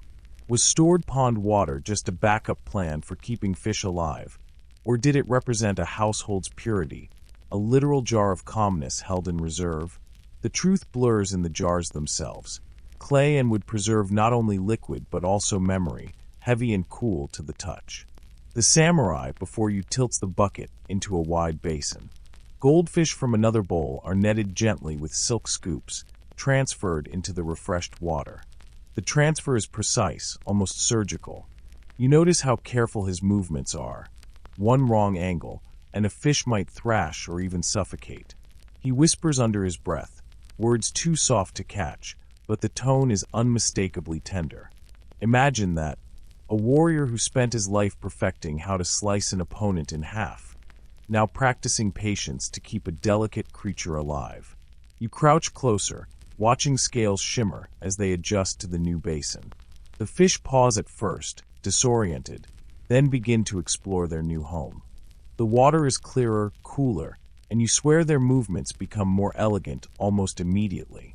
Maybe the samurai wasn't wrong about the citrus after all. Then he sets the empty jar aside and wipes his hands on a cloth, revealing another layer of this practice. It isn't just about the fish, it's about control. He has managed change without panic, preserved beauty against chance. To live in a world of duels and politics, where everything could collapse in a single decision, perhaps this was the only place where a man like him could feel in command. As you step back, your shoulder brushes another jar on the shelf. The clay is cool, but it seems to thrum faintly, as if the water within has absorbed something beyond simple minerals. Maybe the samurai believed the jars held memory of all who had gazed into them, all who had whispered prayers over their rims. The idea lingers in your mind. When you drink water, are you also sipping fragments of history, echoes dissolved into molecules? The room feels heavier the longer you linger. Water drips somewhere unseen, the rhythm so steady it becomes part of your pulse. You picture samurai pacing these shelves late at night, lantern in hand, listening to the same drip and whispering about battles yet to come. These jars were their quiet allies, their emergency reservoirs of clarity. When you leave, you glance back once more. The shelves stretch upward like a library, except instead of books, the wisdom is stored in water. It's a strange thought. One day, your own stresses, all those late-night scrolls and half-formed worries, might feel lighter if you imagined sealing them inside a jar, labeled with brushstrokes, waiting for a calmer you to open it. The passage guides you toward a quieter space, and soon you emerge into what feels less like a storeroom and more like a temple annex. Tatama mats soften your footsteps, and a faint aroma of sandalwood lingers in the air. You notice low stands of polished wood, each bearing a single bowl of water. Goldfish drift lazily within, their colors muted in the glow of paper lanterns. The air is hushed, reverent. You realize you've stepped into a meditation hall. Except the focus isn't a statue of Buddha, but the slow circling of fish. Samurai who gathered here weren't reciting sutras. They were watching.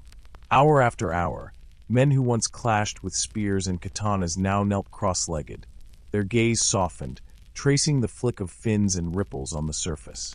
For them, the fish were living koans, silent teachers in orange and white. Mainstream historians often mention that Zen monasteries influenced samurai culture deeply, and that many warriors sought stillness as fiercely as they once sought glory. Goldfish, in their cyclical drifting, became part of that practice. Here's the quirky tidbit. Some records describe samurai timing their breath with the fish. Inhale as one glides forward, exhale as another turns. If two swam in unison, the samurai considered it auspicious. If they darted apart suddenly, it was taken as a reminder of impermanence. Imagine a room full of men in armor, shoulders broad, trying to synchronize with fish that clearly didn't care about their timing. A cosmic prank, yet somehow it worked. They learned patience the hard way. Historians still argue whether these sessions were genuinely spiritual practices or more like elaborate social rituals, a way for samurai to show off their refined tastes under the guise of meditation. Did they truly dissolve their egos in the stillness of water, or were they silently competing over whose fish swam most elegantly? The debate lingers like incense in the air, unresolved but oddly fitting. You kneel at one of the bowls, resting your hands on your thighs. The surface trembles as a goldfish brushes against it, its fin slicing the reflection of the lantern above. For a moment, you see your own face broken into fragments.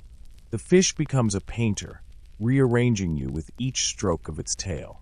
You find yourself slowing your breath, without even trying.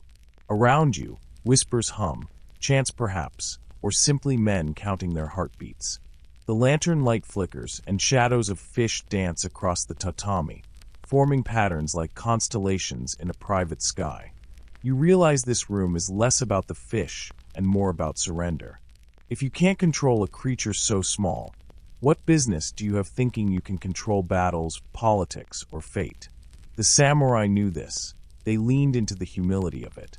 One man stirs from his seat, stands, and bows toward the bowl.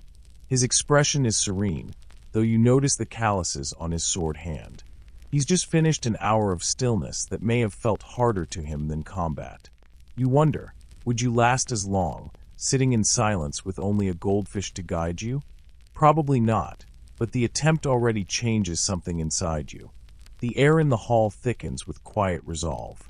Fish turn, men breathe, and you can't tell where one rhythm ends and the other begins. The meditation isn't about stopping thought, but allowing it to ripple like the surface of the bowl. You realize that even your stray distractions, wondering about tomorrow, about that one awkward text you still haven't replied to, become part of the current. Everything circles back, like the fish looping endlessly. When you finally rise, your legs tingle from sitting too long. The hall feels lighter now, as if the fish have carried away some of your restlessness. Outside, the night air cools your cheeks, carrying with it the faint splash of water from another pond nearby. You carry that rhythm with you, almost without noticing, the breath of fish folded into your own. You step out of the meditation hall, your legs still tingling, and follow a stone path that curves through a stand of pines. The trunks loom tall, their needles whispering with the faintest touch of wind. Ahead, you see the glimmer of water again, this time not in bowls or basins, but in a carefully tended pond surrounded by carved stones and mossy banks. Lanterns perch at the edges, their reflections bobbing softly, so that for a moment it seems as though the pond itself breathes with light. Here, samurai once tested their concentration, not by sitting still, but by walking slowly, deliberately, around the pond's edge. The practice was called kinshu-roji, a garden path of golden calm. You pace the way they did, heel to toe, eyes tracking the goldfish beneath the surface. They dart, they pause, they turn, and you adjust your steps accordingly. The goal wasn't to arrive anywhere, but to keep moving in tune with the fish. Mainstream historians point out that samurai were often trained in multiple arts, calligraphy, tea ceremony, and garden design, because these disciplines cultivated control, patience, and awareness. Walking with goldfish fit into this constellation of practices. Here's the quirky tidbit. One diary from the 17th century describes a samurai who grew so competitive in his walking meditation that he challenged his peers to follow him around the pond for an entire night, keeping pace with the fish without losing balance. Most failed after an hour or two, their legs cramping, their minds drifting. He lasted until dawn, at which point he reportedly collapsed into the water. The goldfish scattered, probably unimpressed, but he later wrote that the plunge itself felt like a form of enlightenment. Imagine that, seeking stillness, then belly-flopping your way into a soggy awakening. Historians still argue whether these walking rituals were taken seriously by most warriors, or were niche experiments embraced only by particularly eccentric samurai households. Some scholars frame them as essential training in mushin, the state of no mind, while others suggest they were more like status performances, a way to signal refinement by demonstrating you could spend hours following a fish without falling asleep.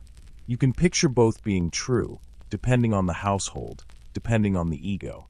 You continue tracing the edge of the pond. A koi, not technically a goldfish but close cousin, glides through a beam of lantern light, its scales catching gold, red, and ivory. You slow your steps, mirroring its movements, and notice how the world beyond the water fades. The crickets, the trees, the distant murmur of voices from the meditation hall. They blur into a soft backdrop. All that remains sharp is the fish, the ripples, and your footfall. Halfway around, the path narrows, forcing you to focus even more.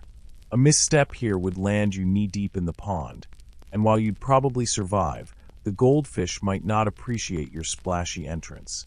That you probably won't survive this thought echoes again, though in truth, what you really wouldn't survive is the embarrassment of explaining to a samurai lord why you toppled into his sacred fish garden.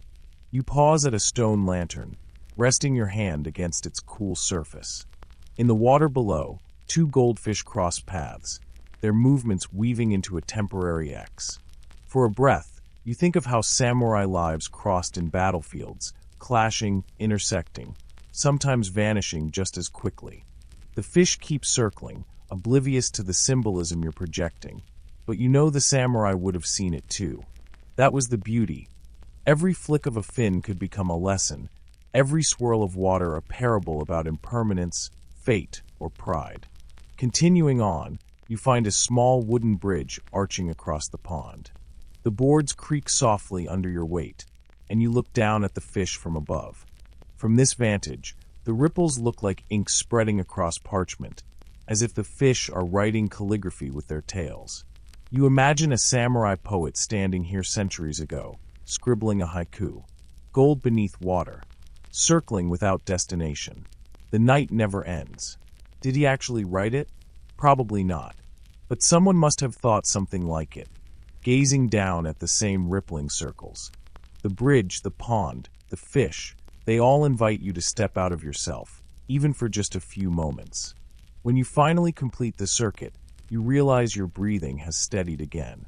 The goldfish have dictated your rhythm without a word, pulling you into their silent choreography. You bow lightly toward the pond, because that's what the samurai would have done, and the lanterns flicker as if nodding back.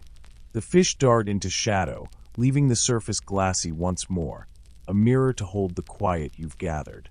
You find yourself beneath a cluster of plum trees, their branches bowed with blossoms that release a faint sweetness into the cool night air. The petals drift slowly down, landing on the surface of another pond that stretches wider and deeper than the last. This one is grander, edged by stone steps descending into the water, as though inviting you to kneel closer and peer in. The goldfish here seem larger, older, with scales that glint like coins at the bottom of a treasure chest. Samurai lords often built such ponds in their private gardens, turning them into focal points for reflection. This wasn't just vanity. It was part of a broader culture of garden design, where water represented purity, flow, and impermanence. Mainstream history tells us that by the Edo period, some domains prided themselves on extravagant gardens where goldfish were just as valued as stone lanterns or tea pavilions. Guests would be invited to stroll and meditate, while the host casually let slip how rare and expensive his imported fish had been. Nothing like a subtle flex in koi and gold to remind visitors of your status. Now here's the quirky tidbit. One record mentions a daimyo who insisted that his goldfish be painted with tiny brushstrokes of natural pigment to make their scales shine even more. It was a harmless vegetable dye that washed away in days, but the servants tasked with enhancing, the fish complained endlessly about chasing them with nets and brushes. Whether this ritual was art, obsession, or sheer eccentricity, it reveals just how far some households went in turning goldfish into moving ornaments of wealth. Imagine being a samurai warrior, trained for combat, then ordered to supervise a fish-painting crew. It's almost comedic. Historians still argue whether these ponds were primarily for genuine meditation or for political theater. On one hand, walking among blossoms and watching fish certainly offered a reprieve from the suffocating rigidity of samurai life. On the other hand, when lords invited visiting dignitaries to admire their fish ponds, the gesture wasn't just spiritual, it was a statement of power. To keep delicate creatures alive, healthy, and gleaming required resources, skilled attendants, and above all, control. Some scholars argue that the fish reflected the lord's ability to maintain harmony in his domain, just as he maintained harmony in the water. You kneel by the steps, dipping your fingers into the pond. The surface is cool, and the fish swirl closer, mistaking you for someone with food. Their mouths open and close in little circles, sucking at the air. You realize that part of their charm lies in this comical, almost human gesture, an accidental parody of speech, like tiny monks muttering prayers underwater. The samurai would have seen this too, and perhaps laughed, perhaps meditated more deeply on the absurdity of creatures endlessly opening their mouths without words. A blossom lands near your hand, and one of the fish nudges it gently before swallowing it whole. The petal disappears in a ripple, and for a moment, you're caught in the metaphor, beauty consumed, vanishing in an instant. You can almost hear a weary samurai muttering, just like ambition, just like victory. You probably wouldn't survive the melancholy if you stayed in that thought too long, so you shake it off with a quiet chuckle. You stand again and pace along the pond's edge. Lanterns sway in the branches, their reflections breaking into wavering patterns across the water. It's easy to lose track of time here. You imagine samurai doing the same, slipping out of strategy meetings or weapons drills just to watch the fish. In a world built on duty, even stolen moments of calm became invaluable treasures. At the far side of the pond, you notice a stone basin set into the ground. It's filled with water drawn from the pond, and a single goldfish circles lazily inside, isolated from the group. This was another meditative exercise, to observe one fish alone, stripped of the distractions of a school. Warriors would sit cross-legged before the basin for hours, watching the creature swim in its small universe. Some claimed they could predict the outcome of battles based on the patterns, whether the fish circled clockwise, darted toward shadows, or paused in stillness. It sounds ridiculous, but when you live in a world where fate could be decided by the clash of swords, maybe any omen felt worth reading. You lean closer, peering at the solitary fish. Its scales flash gold, its fins flutter with delicate precision. It doesn't know it's being watched, or perhaps it does, in the way fish sense vibration. Either way, you realize the act of watching is the point. Your breathing matches its rhythm, your mind empties. The water glows with the lantern light, and the blossoms keep falling, layering the surface in fleeting white stars. The samurai didn't always need battles to test them. Sometimes surviving stillness, really surviving it, without distraction, without impatience, was the hardest duel of all. And if that duel happened to take place with a fish as your silent sparring partner, well, stranger things have happened in history. The night deepens, and you wander further through the estate, where the air cools and the sounds grow hushed. A bamboo grove creaks softly as the wind brushes through, and just beyond it, another pond opens up, this one framed by stepping stones that seem almost to float across the water. You step carefully onto one, your sandals tapping faintly, and pause to watch the goldfish drifting beneath you. Their colors are startling even in dim light. White and orange patterns, flashes of metallic yellow, the occasional blotch of black that looks like spilled ink. Mainstream history notes that selective breeding of goldfish in Japan had become a full-fledged craft by the late Edo period.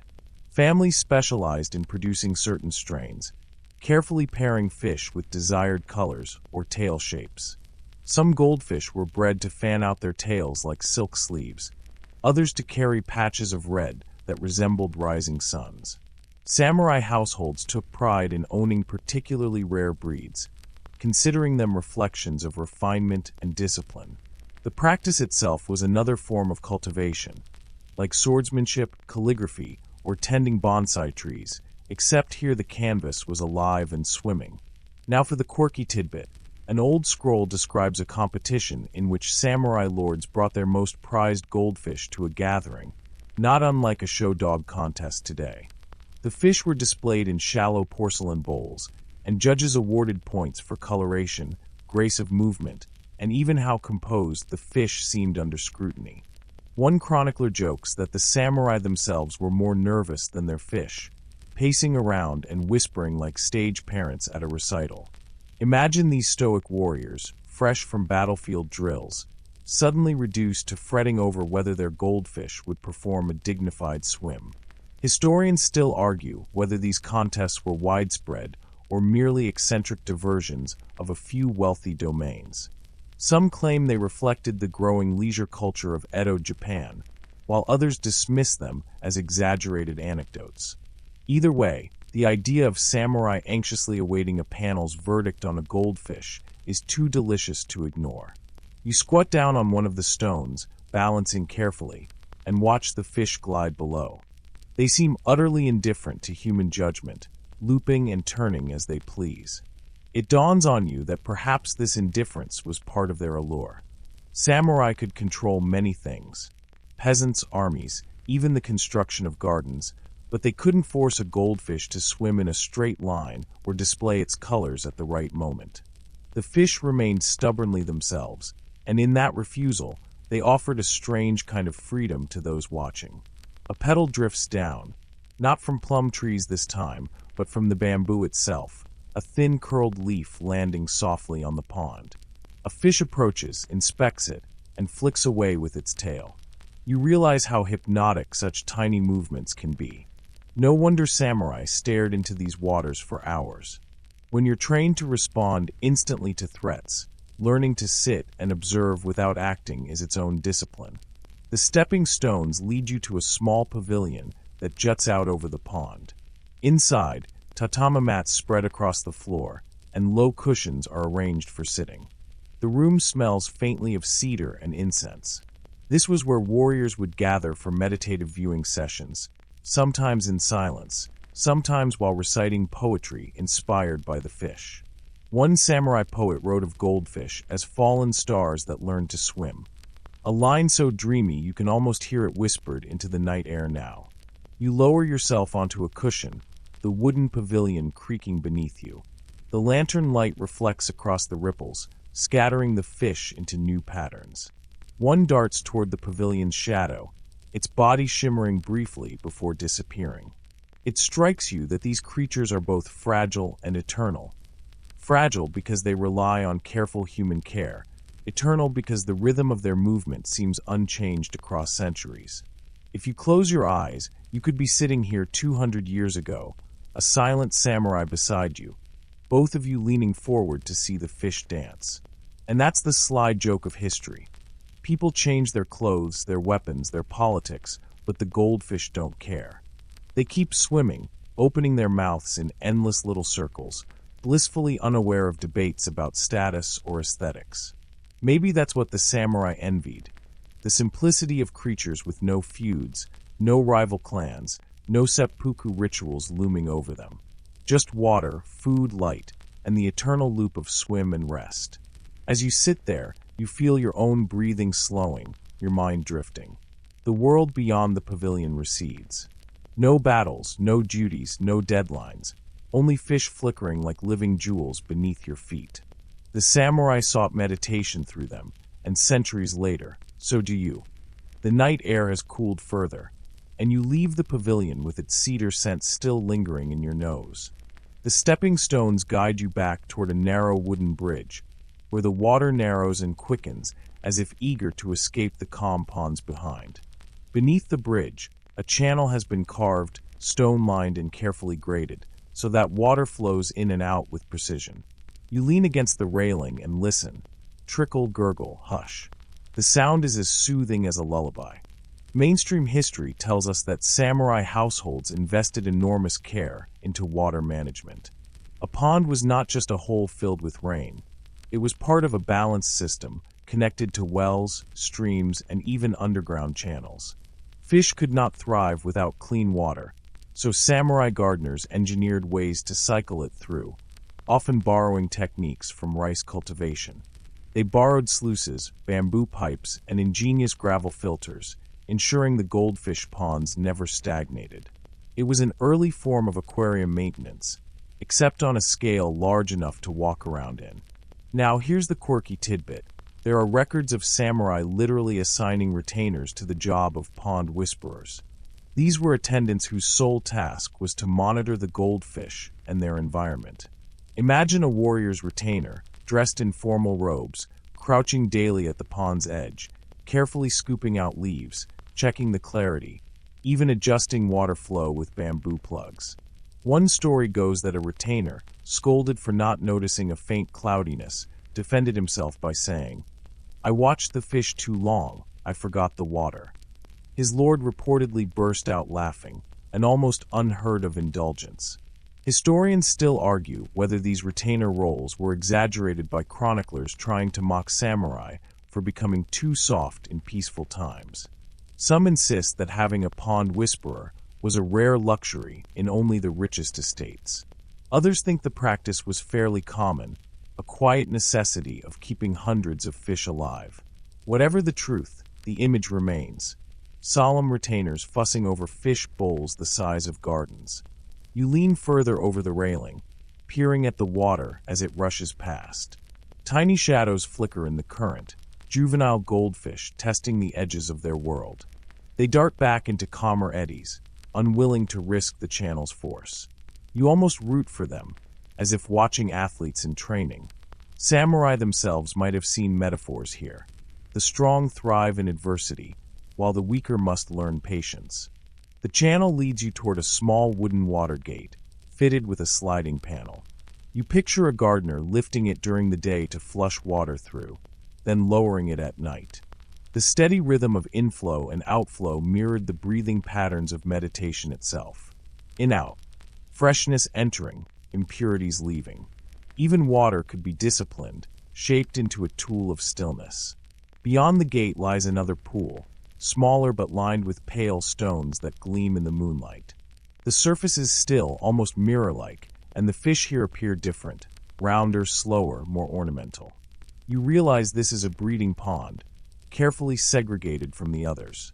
Samurai breeders controlled environments as precisely as they controlled sword drills. Ponds were designed with intentional gradients of sunlight, plant cover, and depth. The tiniest details, a clump of waterweed, a shaded corner, mattered for the survival of fry. Sitting at the edge, you notice how the water's stillness magnifies every motion. A fish tilts slightly, and the surface ripples outward like a drum skin. You imagine the samurai watching this, studying how even the smallest cause creates wide effects. A leaf, a pebble, a fish's fin, everything echoes. It's an almost Taoist lesson, slipped inside the guise of pond care. Nothing happens without consequence. There's a faint rustling behind you. A breeze pushes through the pines, releasing the smell of resin and earth. For a moment, you're aware of the silence that follows. In such quiet, you realize the sound of water becomes not background but foreground, a living voice speaking without words. The samurai cultivated this soundscape deliberately. Just as a tea ceremony had prescribed movements and silences, the goldfish pond had prescribed murmurs of water and rustles of reeds. One samurai diarist once wrote that he spent an entire rainy season listening to his pond. He noted every change, the way raindrops dimpled the water, how fish rose or hid, how the channels gurgled differently as flows swelled. His family mocked him, calling it idleness, but he insisted it was practice, the art of listening without agenda. You smile, because that doesn't sound so different from modern mindfulness apps. Except he didn't need headphones, just rain and carp. The thought makes you chuckle softly. The bridge creaks as you shift your weight, and a few nearby fish scatter in response. They'll come back soon, you know. They always do. That's the secret. No matter what disturbances enter, the water settles, the fish return, and balance resumes. And maybe that's the lesson the samurai wanted from all this. No matter the chaos of war or politics, life's surface always smooths out if you give it time. The moon glimmers faintly above, caught between drifting clouds. You trace its reflection in the water, broken now and then by a fish's tail. For a moment, it seems the goldfish swim across the moon itself, carrying fragments of light in their scales. The sight is fleeting, but it lingers in your chest like a quiet breath. The clouds peel back just enough for the moon to shine fully now, silvering the landscape in a way lanterns never could. You rise from the little breeding pond and follow a stepping stone path that winds deeper into the estate's hidden spaces. Your sandals scrape faintly, a soft counterpoint to the whispering pines. The stones are slightly damp from earlier mist, and you tread carefully, savoring how each footfall anchors you in the present moment. You arrive at a clearing where the pond widens again into an almost theatrical stage. Here, platforms of wood stretch slightly over the water, designed for viewing in comfort. The goldfish glide beneath, and you realize these platforms allow spectators to hover above them, as if watching dancers from a balcony seat. It feels both intimate and grand. Mainstream historians often describe Edo period samurai gardens as theaters of status. The fish were not only meditative companions, they were performances for guests. A daimyo might invite allies to tea, and then casually guide them toward the pond. "Observe," he'd murmur, while golden flashes twined beneath the boards. The message was clear: I command beauty as easily as I command men. But here comes the quirky bit. Records mention samurai who trained their goldfish to respond to clapping or whistles. Using food rewards, they coaxed the fish to gather in specific areas, creating living patterns. Imagine warriors, normally stern and stoic, sneaking out at dusk to teach their fish circus tricks. One anecdote claims a fish learned to leap for food at a samurai's call, astonishing visitors who thought the pond enchanted. Historians still argue whether this training was widespread practice or just playful exaggeration. Some claim that fish intelligence is too limited for elaborate behaviors. Others insist careful conditioning could absolutely produce results. It remains an open question. But the imagery of sword-hardened men coaxing tiny leaps from shimmering pets is too charming to dismiss. You lean against the railing of one platform, gazing down as if waiting for a performance yourself. The moonlight turns the fish into molten coins scattered across the water. Each ripple is like a flick of a conductor's wand. Without trying, you find yourself orchestrating a symphony of stillness. One fish veers left, and the others follow, forming a spiral that widens and dissolves. It's random, yet strangely choreographed. A night breeze sweeps across the clearing, and the water responds with a shiver of tiny waves. The reflections fragment, the moon breaks into a dozen pieces, each riding the ripples. You think of how samurai, trained to read battlefields in detail, must have found a similar practice here. To read water movements, to predict patterns, was to hone the same focus needed on campaign. The pond was a dojo of perception. The platform creaks as you sit cross-legged. The wood is cool through your robes. Your fingers rest lightly on your knees, and you match your breathing to the faint rise and fall of the water. Inhale, exhale. The pond seems to answer, inhaling with ripples, exhaling with stillness. You're not just observing anymore, you're part of the rhythm, stitched into its fabric. Somewhere in the darkness, a night insect begins its song.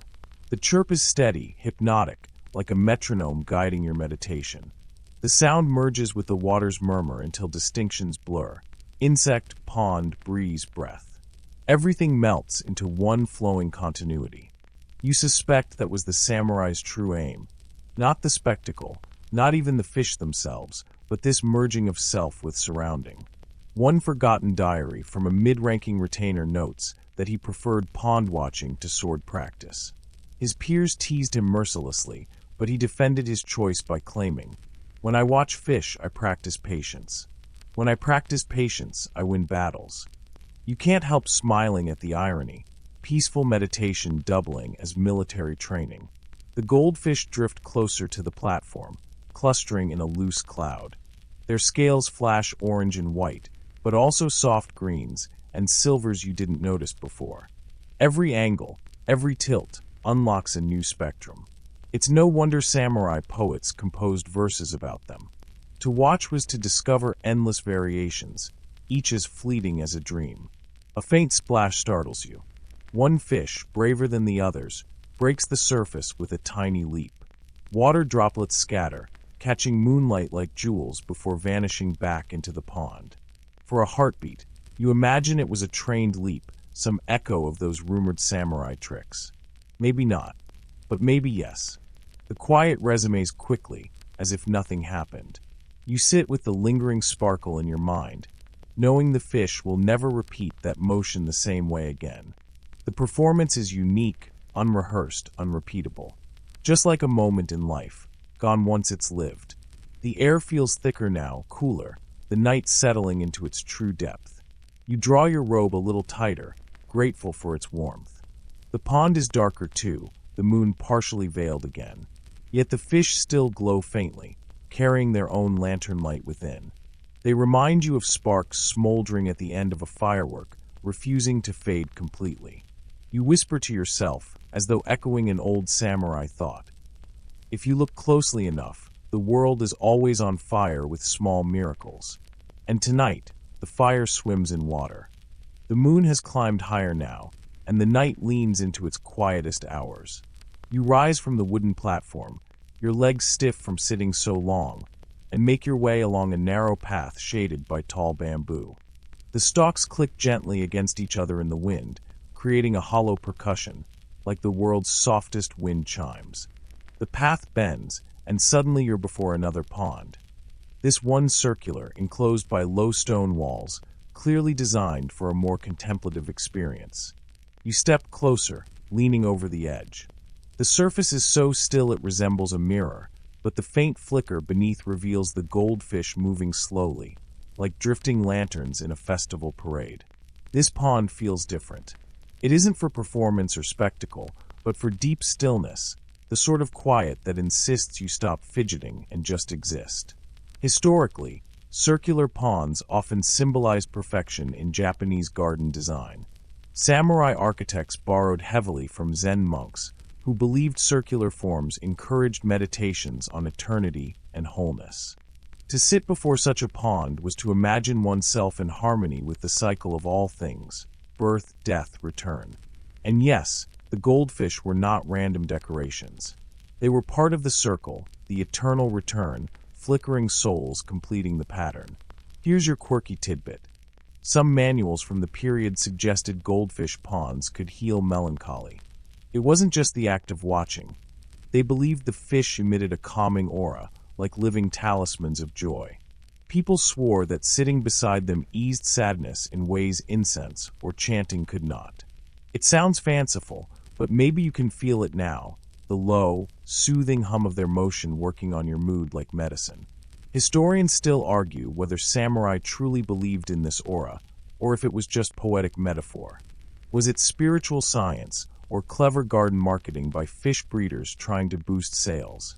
The debate remains open, though standing here, you sense the fish don't need defending. Their beauty alone is enough therapy. You lower yourself to the ground beside the stone wall, crossing your legs, settling into stillness again. Your fingers trail the rough surface of the stone. It's cold, pitted, reassuringly solid, a contrast to the water's fluid shimmer. Above, the stars press close, more vivid than you remembered, as though watching you watch the fish. The fish themselves move with deliberate slowness, as if teaching you how to slow down too. One circles lazily clockwise, another counterclockwise, their paths intersecting and diverging in silent conversation. You imagine the samurai here centuries ago, sitting exactly as you are now, studying those same patient arcs. They, too, must have been lulled into softer breathing, into thoughts that loosened like knots untied. And you realize, this is the kind of practice that leaves no scrolls or trophies. It's invisible discipline. No one writes epic poems about sitting still for an hour, yet perhaps that is the true secret of endurance. For battles were not only won by swords and strategy, they were also won by those who could endure waiting, who could face silence without flinching. The night air is cooler, carrying a faint fragrance of moss. You notice how sound changes here, quieter, thicker. The bamboo behind you sways, but it's muted, distant, as though you've stepped into an acoustic cocoon. The pond seems to absorb every noise, leaving only the faint burble of water lapping against stone. One fish rises toward the surface, mouth opening and closing like a tiny monk chanting underwater sutras. It feels ceremonial. You find yourself bowing your head slightly in return, not out of superstition, but in respect. If these fish carried the samurai through countless nights of waiting, then maybe they deserve more reverence than we've given them. Your thoughts drift, untethered, like the fish themselves. You imagine warriors troubled by questions of loyalty, mortality, ambition. All those heavy themes, sitting right here, staring into the same shimmering circle. Did they find answers? Or did they discover that answers weren't necessary? Perhaps the circle taught them that not every path needs an ending. Some simply loop back, offering peace instead of conclusions. Another gust passes, and the pond quivers with concentric ripples. The fish pause, then resume, as if acknowledging the disturbance before moving on. There's a lesson there too. Disturbances are temporary, cycles resume, balance returns. You exhale, long and slow, the kind of breath that empties not just lungs but also cluttered thoughts. The pond doesn't applaud, doesn't acknowledge, yet somehow you feel rewarded, folded into the quiet approval of the night. The longer you stay, the more details you notice. The faint halo of moonlight around each fish's body, the subtle shade variations on their scales, the way the water darkens near the edge, hiding secrets. You could stay here forever and still discover new subtleties. Maybe that's what kept the samurai returning night after night. The pond was infinite in its simplicity. Finally, you shift slightly, lying back on the grass beside the stones. From this angle, the pond reflects the stars perfectly, with the fish weaving among them. It looks like the heavens themselves are alive, constellations wriggling into fresh shapes. You smile, eyes growing heavier, lulled by the illusion of sleeping among galaxies. The night feels eternal, yet gentle, carrying you softly toward the next chapter of this wandering journey. You wake to the subtle chill of night air brushing your cheeks, though you never really slept, just drifted. The pond is still beside you, quiet except for the occasional plink of a fish surfacing, and you're caught in that half-dreaming state where time doesn't matter. The samurai understood this feeling. They called it ma, the space between things, the pause that gives life its rhythm. You roll onto your side, propping your head on your hand, and watch the fish swirl like living brushstrokes across the dark water. Their movements remind you of calligraphy, each flick of the fin like ink trailing across a page. It's not surprising, really. Samurai weren't just warriors. They practiced calligraphy with the same intensity they applied to swordsmanship. In their minds, watching Goldfish was like studying an eternal brushstroke, fluid, precise, unbroken. Here's the historical fact for you. During the Edo period, samurai were often encouraged to pursue the arts, especially poetry, painting, and gardening, as a way to cultivate balance. The shogunate believed a warrior who only mastered violence was unstable, dangerous. To keep harmony, the sword had to be paired with gentleness, ink or flowers or fish. The quirky tidbit? Some Edo manuals warned samurai not to become too attached to their goldfish. Believe it or not, there are surviving anecdotes of warriors who became so enamored with their pawns that they neglected their training. Imagine their lord scolding them. Enough with the fish watching, pick up your sword. It's almost too human to picture, but it tells you something about how mesmerizing these creatures truly were. And yet, historians still argue whether these accounts were satire or serious criticism. Were the writers mocking indulgent samurai, or recording genuine cases of warriors lost in watery daydreams? You may never know for sure, though sitting here, it doesn't seem far-fetched. The fish circle lazily, and you realize they're not circling for you. They're circling for themselves. This pond has held its rhythm for centuries, indifferent to who leans over its edge. You're just another witness, one in a long line, no more and no less. There's humility in that thought, the kind that makes your shoulders soften and your breath deepen. Above you, clouds drift across the moon, and for a moment the pond goes dark. You strain your eyes, trying to follow the shapes, but it's impossible. The goldfish disappear into shadow, and you're left with a flat pool of black. Your heart twinges with a strange worry. Where did they go? But then the clouds shift, the moonlight returns, and the fish are still there, gliding on as though nothing changed. You laugh quietly to yourself. That little panic, that quick absence, wasn't that the perfect metaphor for life? Things disappear, but most of the time they're still moving, just hidden from view. You stretch your arms above your head, the joints popping quietly, and sit upright again. The world is so still it feels like you're trespassing on time itself. The bamboo, the pond, the stars, all of it seems set on a different clock, slower than yours, maybe slower than history's. Your thoughts wander, picturing the samurai sitting in this very spot centuries ago, waiting for dawn to break before a march or duel. Did they wonder about the same things? Did they, too, feel this sense of smallness before a pond of goldfish? Perhaps they leaned into it, letting the fish teach them patience they could later carry into battle. One fish darts suddenly, breaking the circular pattern, and you jolt with it. It leaves ripples radiating outward, expanding until they brush against the wall of the pond and fade. That, too, feels like a lesson. Sometimes you're the ripple maker.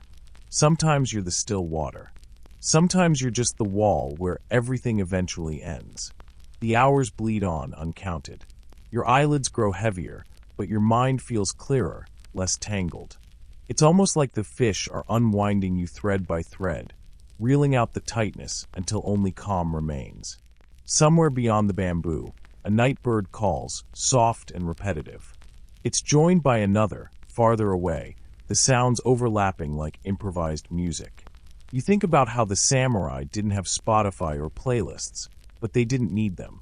Their soundtracks were crickets, birds, wind, and water, and maybe that was enough. The fish keep moving. You keep breathing. The night keeps holding you.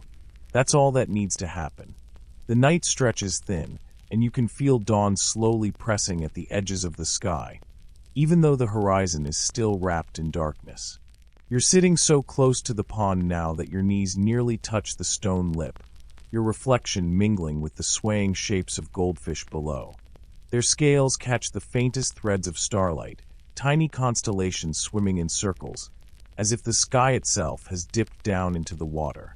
You blink slowly, and it occurs to you that this exact stillness is the kind of thing that never gets written into chronicles.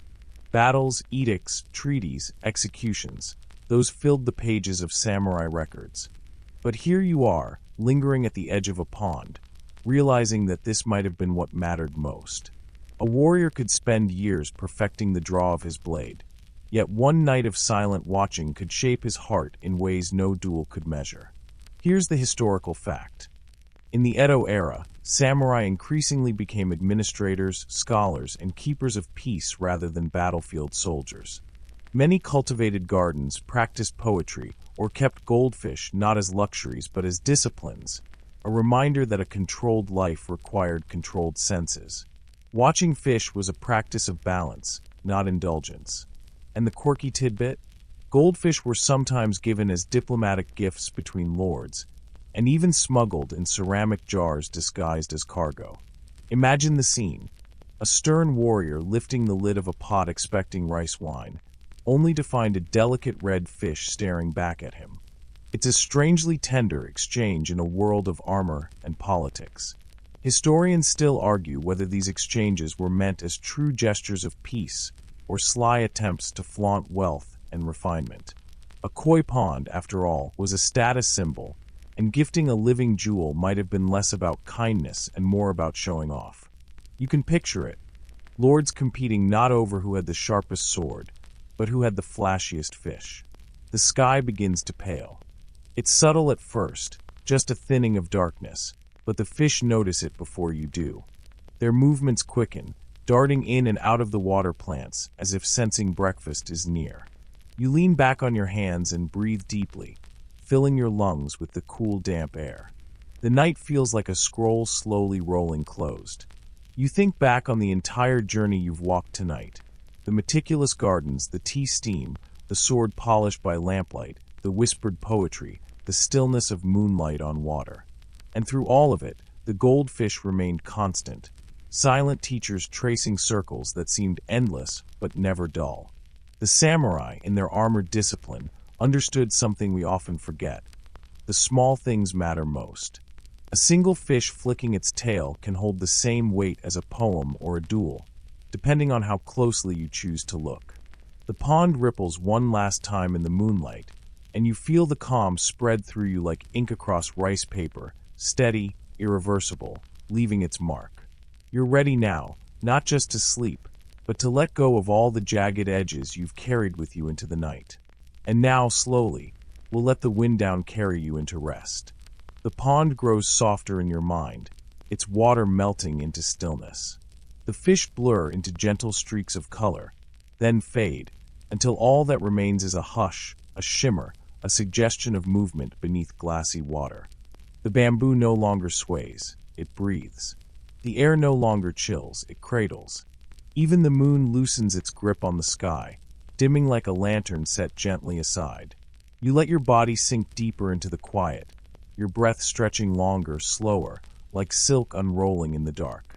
The last fragments of sound, a bird, a ripple, a sigh of wind, settle into the background until they too dissolve.